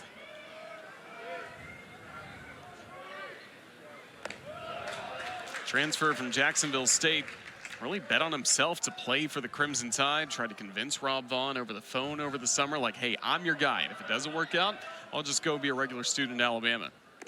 Safe to say it has worked out for somebody described as the 04 Red Sox Kevin Millar this team. Yeah, he's a fun guy. You talk about having fun in the dugout.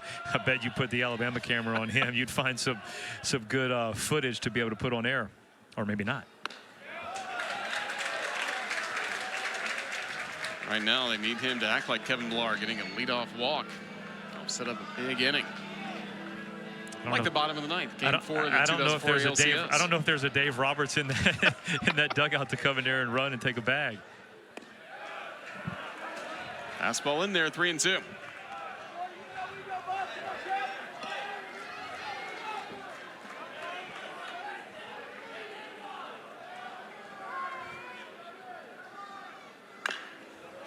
Chop foul.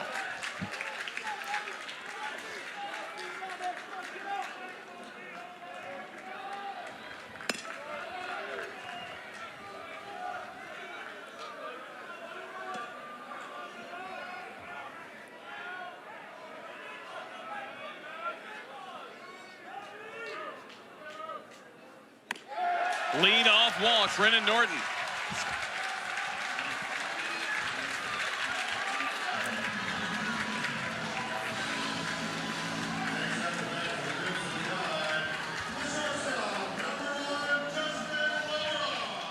Tying run at first.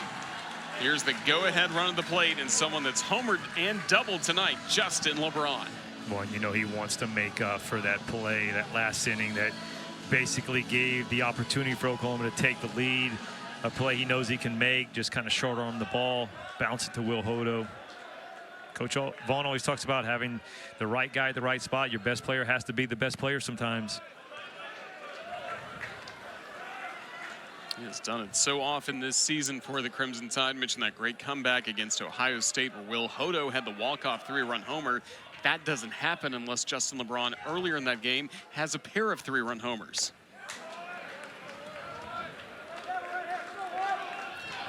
Three-run homers help you win ball games. Yeah, There's no doubt about that.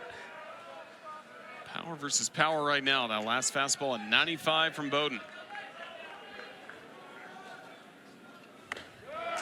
Just time.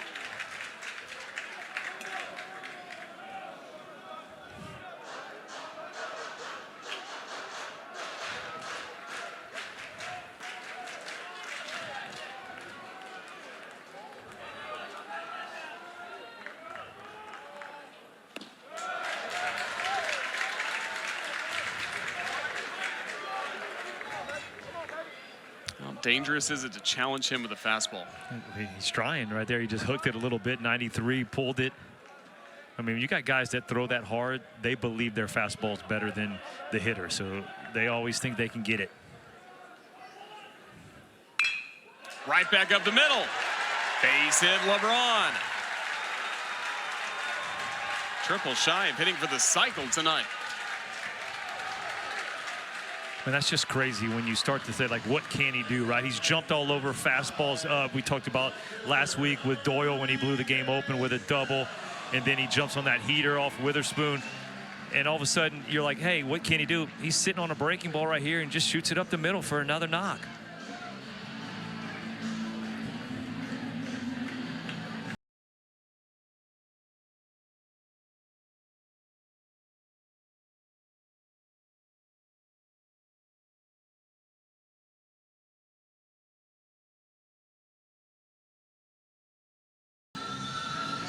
Carmichael and Bowden will talk things over.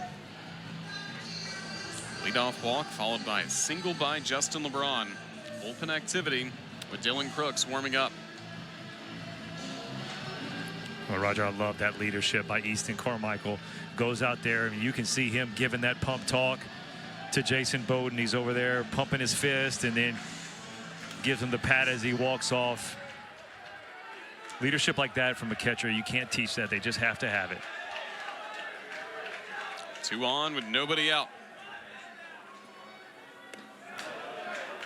Fooled him on the first pitch.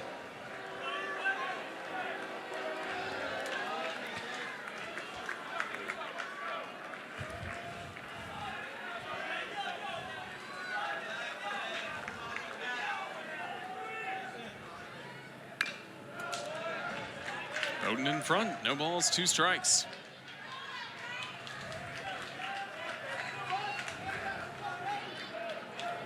Snell, a .420 hitter with runners on base. .324 his average with men in scoring position. He's been 94 to 96 on the fastball, and he goes 89, 88 mile-an-hour changeups to Cade Snell. Hadn't shown it yet all game, and that's why you see Cade Snell so far out in front.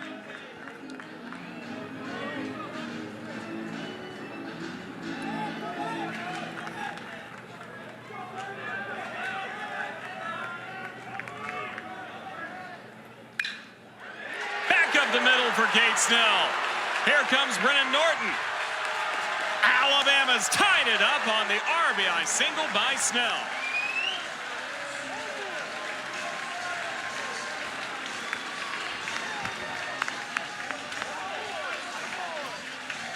Oh, Roger, if he keeps swinging the bat like this, he's going to have to wait a long time to sell lawnmowers because the man just keeps hitting. 3rd hit of the day. That ball is disgusting changeup, fading away. Snell just shoots it up the middle, scores a run, 1st to 3rd for LeBron. Crimson Tide, lot brewing right here. Nobody out. Will Plattner up, another hot hitter. Closer Dylan Crooks will have to come in for Oklahoma in the bottom of the 8th, and now his mission is to try and keep this game tied. It's Alabama and Oklahoma now even at 6.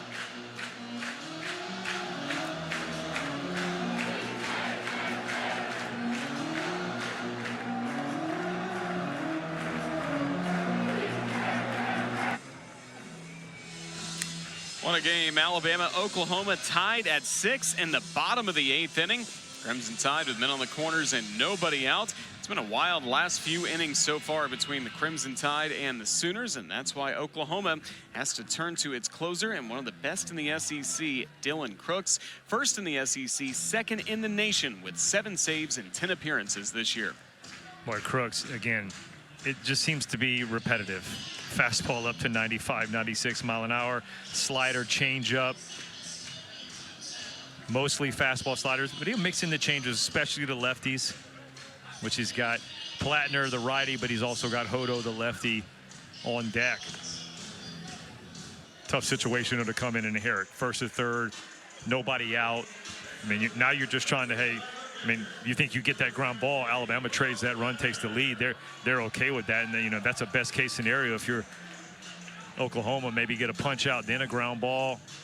But as a pitcher, that's the tough. You can't think punch out. You just got to think, make your pitches, get outs, don't let an inning get out of hand. Will Plattner, first game in the cleanup spot for the Crimson Tide. LeBron, the go-ahead run at 3rd, Snell at 1st, nobody out in a 6-6 score.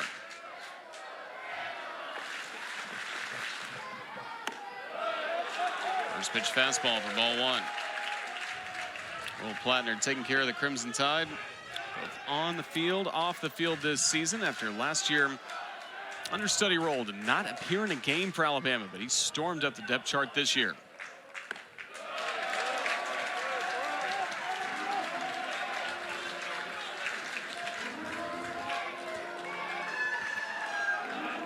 Brady Neal had the bulk of the catching duties early this year, but leading into the UAB game right to the A&M series, it's been hard to take out in the lineup. Gets a fastball for a strike from Crooks. Crooks hides the ball well, shows that hitter his numbers, and that full back does a good job of also not flying open. A lot of times you'll see guys, when they twist that upper torso, when they open it up, and usually fly open a lot, but he does a nice job of staying right to the catcher. High heat, swing and a miss, 2-2.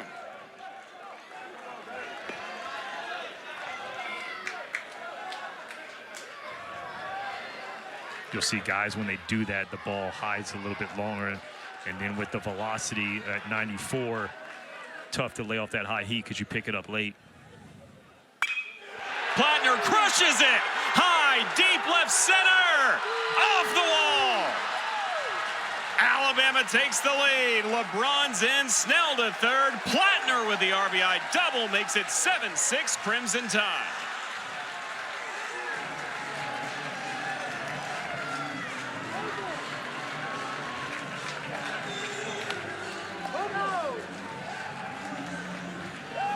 about the new look Alabama lineup, making Coach Rob Vaughn look like the smartest man in the stadium right here. Moving up Snell, moving up Plattner. The hanging breaking ball, a little cement mixer, and Will Plattner crushes. I think he thought he had it. If it wasn't for the double fence out there, it would have gone out. No, maybe not. Hits down low, but still, huge double. The realization for Plattner I didn't see that. that the I thought ball out of did the not box go he out. thought he had it, but right there, yeah, he really thought he had it the whole way around. Here's Hodo. So the Crimson Tide in front 7-6. Still nobody out in this inning. And it's Will Hodo, who's been 0 for 4 tonight. Strikeouts his last 3 trips to the plate.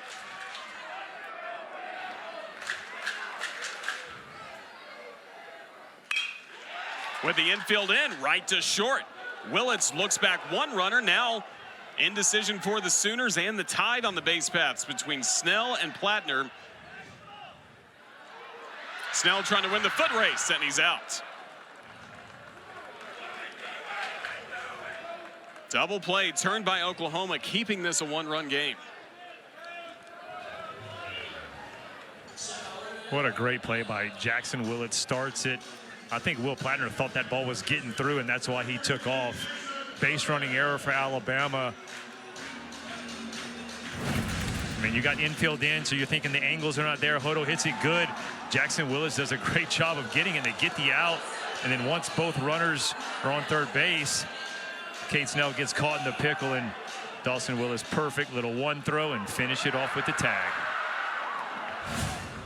6-3-2-5 double play. Routine 6-3-2-5 for those scoring at home. We know you're out there. There's one. There's got to be one. You ever watch games and score from home? Well, yeah, but I grew up about as bad of a baseball nerd as you can be. I was thinking you would say no because I do it for a living. So when I go home, I'm just watching it like a fan. Base hit left field. Plattner scores. 2-run Alabama advantage thanks to Jason Torres.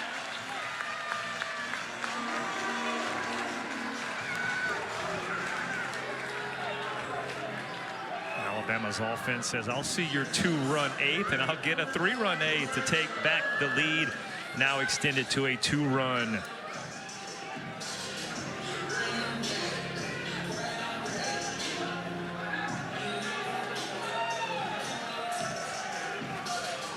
Johnson out of the dugout for Oklahoma. I like this, right? You're already losing the lead. Not saying he's not giving up the game, but he's protecting the opportunity for Saturday's game, for Sunday's game, by not allowing his guy to continue to throw more pitches. I think it's a smart move right here by Coach Johnson. Jaden Barfield will be the new pitcher for the Sooners. It's Alabama with a 3-run bottom of the 8th. Now the Crimson Tide in front by an 8-6 score in game 1.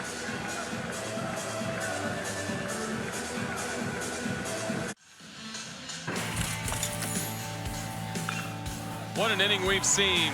Dayton Taki put Oklahoma in front with a 2-run homer in the top of the 8th inning. 6-5 Sooners, with the Crimson Tide quickly responding with Cade Snell tying the game on an RBI single. And after that, Will Plattner putting Alabama in front. Yeah, the double. He thought he had it. And then all of a sudden, you got Jason Torres extending the lead. Little insurance run. 8-6. Now a 3-run bottom of the 8th, 2 gone in this inning.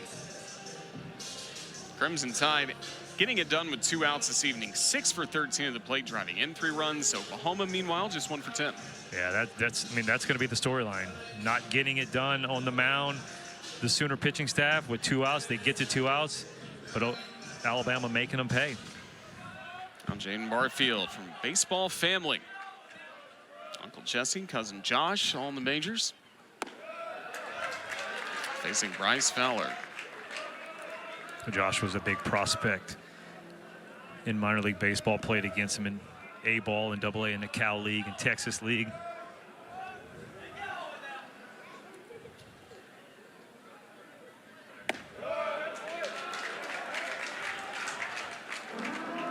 What a productive game for Bryce Fowler. Still maybe not the hit to be rewarded for his effort, but 3 walks in this ball game. and down in the order. He has certainly helped this Crimson Tide offense tonight.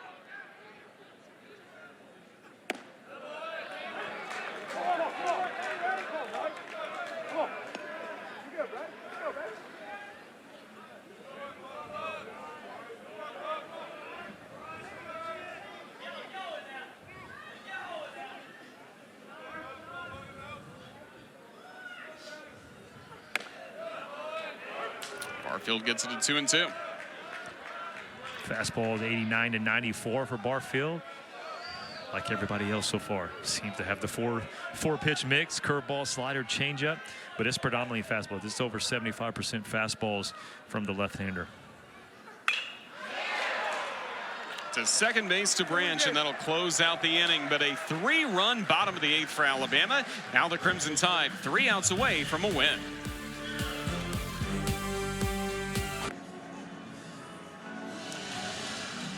Crimson Tide 3 outs away from starting this series of the win, but Oklahoma will have some dangerous hitters due to the plate. Jackson Willits, Easton Carmichael, as well as Sam Christensen, 2, 3, and 4 in the order, due up for the Sooners, who have scored 4 runs in the last 2 innings. We talk about having that closer mentality, right? You got to be able to flip the page, get over those outings, and you don't have a chance to get over an outing because you're still in it. And but now you have the lead, and so for Carson Osmer, a little second chance. Changed defensively, Brennan Norton, who was the DH, he comes in to play second base. DH spot goes away for this ball game. Carson Osmer would be due up first if we go to the bottom of the 9th. See somebody come off the bench for the Tide in his spot. Norton now at second. Crimson Tide just have not played very crisply on the infield. 2 errors, but also just some missed opportunities defensively as well last few innings. And that's why you see Coach Rob Vaughn go to Brennan Norton at second base. A little bit more comfort with him defensively. RBI single for Willits. His last trip to the plate.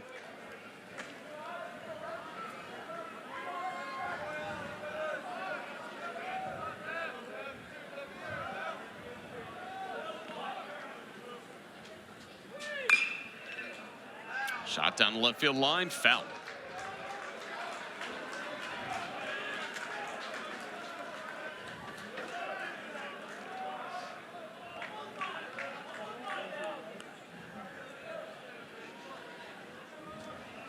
And his head trying to get that foul ball. Is that the same one, though, from earlier that was devastated when the taller guy grabbed that ball from him? That's going to make it better. Osmer did not miss by much. No swing. And a full count.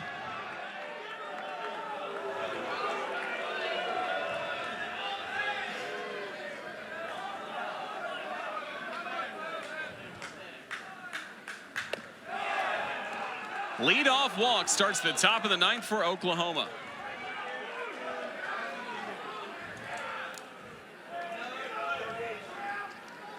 Next up, the batting catcher, number 2, Easton Carmichael.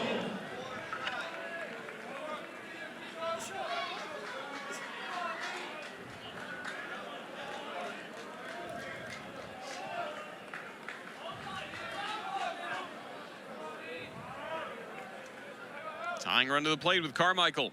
Cleanup batter for Oklahoma. Easton Carmichael hit into a double play last time up in the 7th. A run did score on that play.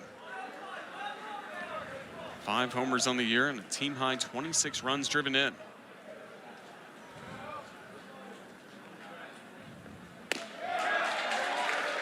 Osmer filling it up, 0-2.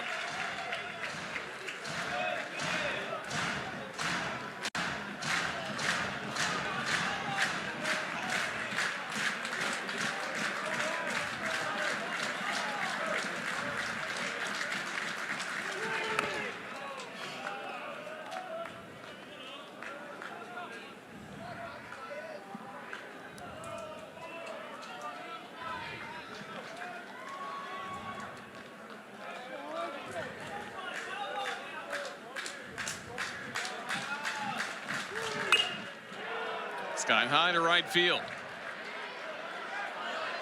Fowler comes in for the out.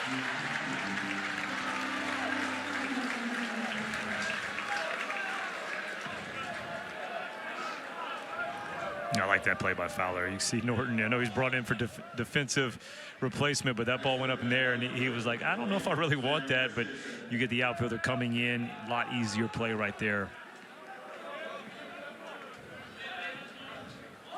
Sam Christensen, the right fielder.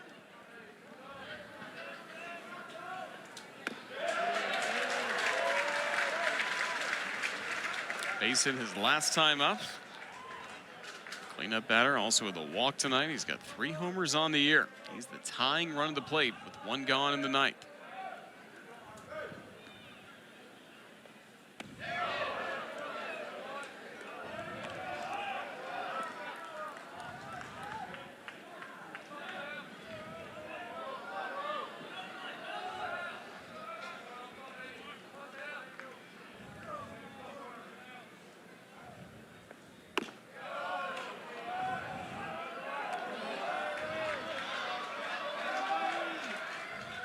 Hosmer with so many different options he can go with.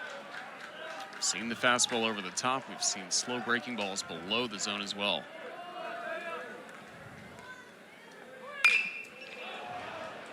Crushed to deep center. Bonamolo there. 2 gone.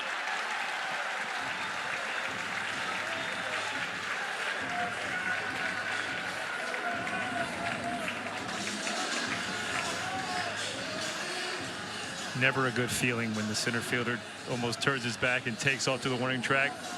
Bonamolo just messing around a little bit. He's smiling on his face. Got to the track and then came storming in to catch that one. Heart stops a little bit as a pitcher.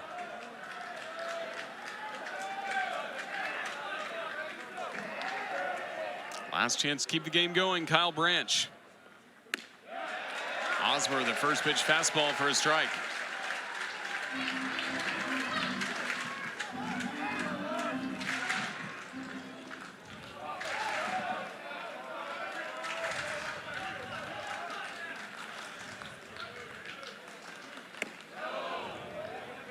Laid off 1-1.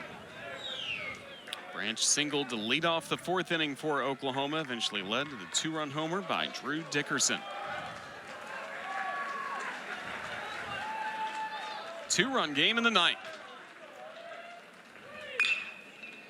Deep in the hole is short, stopped by LeBron, but that's all he can do. Taking off for third base and getting that extra base, Jackson Willits. It's LeBron shaken up in shallow left field.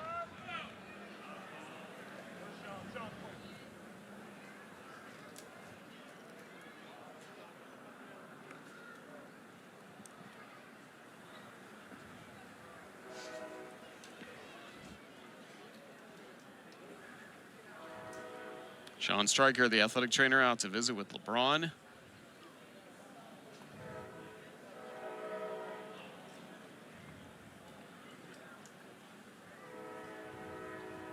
Examining his left hand, left wrist.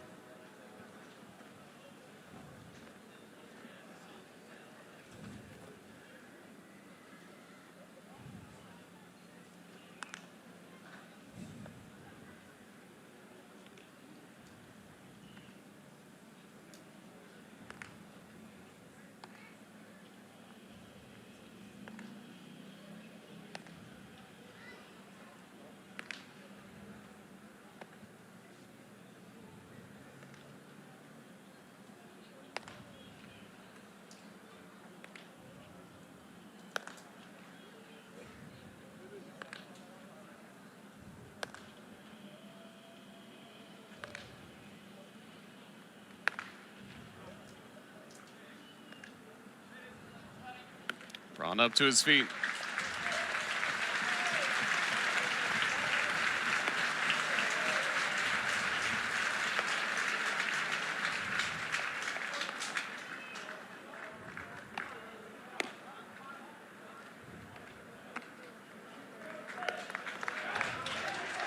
He will stay in this game for the Crimson Tide. Justin LeBron.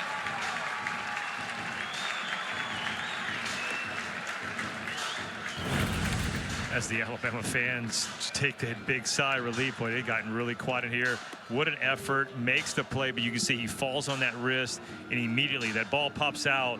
He doesn't know it, and he is in pain. He sat there and kind of got on the ground, threw the ball in, and then laid back down. You still think he's hurting, but he doesn't want to come out of this ball game. So he's able to knock that ball down. Jackson Willits very heads-up base running to get to third base. Go ahead run to the plate. Tying run at first, and Kyle Branch.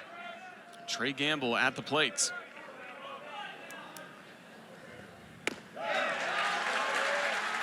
First pitch fastball from Osmer. Gamble, a .444 hitter with 2 outs this season. Sooners need him to come through in the ninth. Osmer in front, 0-2.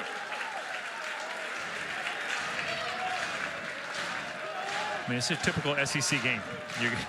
Friday night, you got a tying run. We haven't seen the most crisp played game, but when you get down to it, you got the home team with a lead, and you got the visiting team with the go-ahead run at home plate, right? What more could you want for a baseball fan?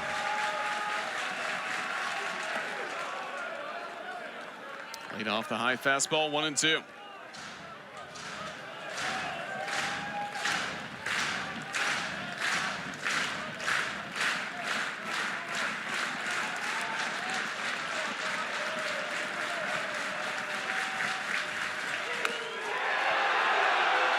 Alabama fans want it so badly, but it's ball 2.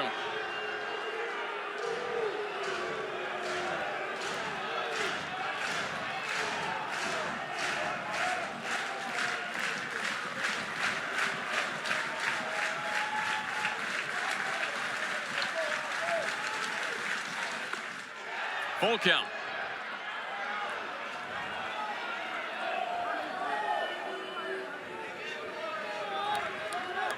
Walk, of course, would load the bases and put the tying run in scoring position.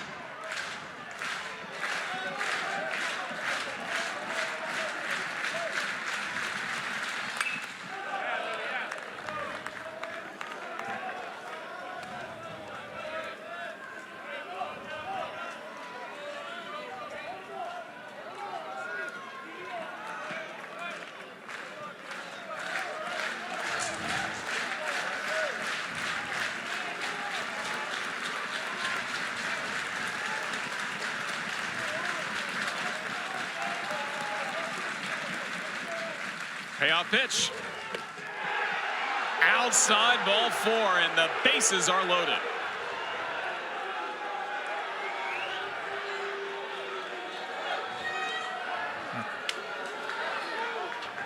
That's a heck of an at-bat by Trey Gamble. I mean, these pitchers are so close. When you're thinking into the game, home team, you give the chance for the umpire to ring you up. I mean, that's off the plate, but still, to me, too close to take.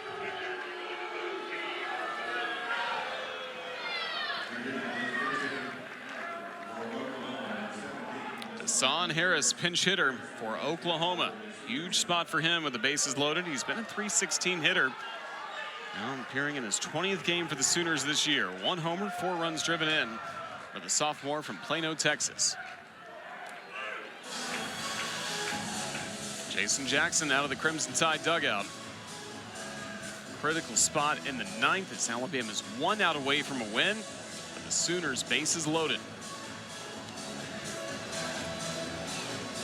Nobody warming up in the Crimson Tide bullpen, so this is all up to Carson Osmer for Alabama. Yeah, this is no doubt a strategy talk, how to approach a guy, especially when a guy comes into pinch hit. You're not used to that guy in the lineup, so might not be a guy they went over in their hitters meeting. So this is Coach Jason Jackson going out there to talk scouting report.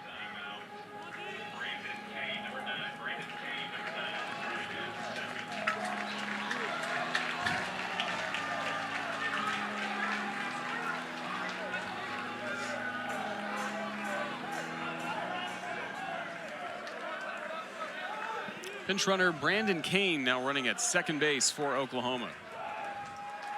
He represents the tying run. Bases loaded with 2 gone.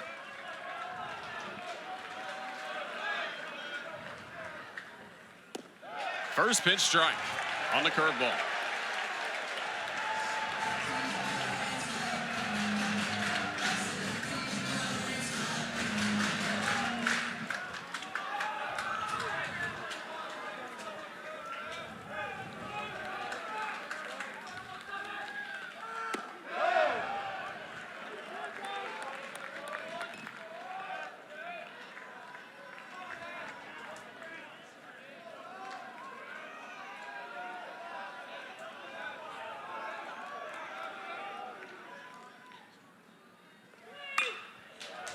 Harris lines it foul. Once again, Osmer a strike away from victory. But this has been the story all game, right? Alabama pitchers have found themselves in advantage counts, which you would say is 0-2, 1-2, and just can't get the Oklahoma Sooners finish, man. Like, that's, you got to be able to put them away. And this is another situation where, what does he go to? He's go to that slider. I mean, you're wanting him, right? Carson Osmer, he's wanting that same pitch he threw the first pitch. It was a great backdoor slider.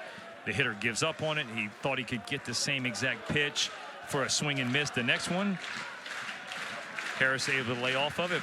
But you got a situation where you could go fastball away or that backdoor slider again. Bounced up the middle. Justin LeBron makes the play himself, and Alabama wins.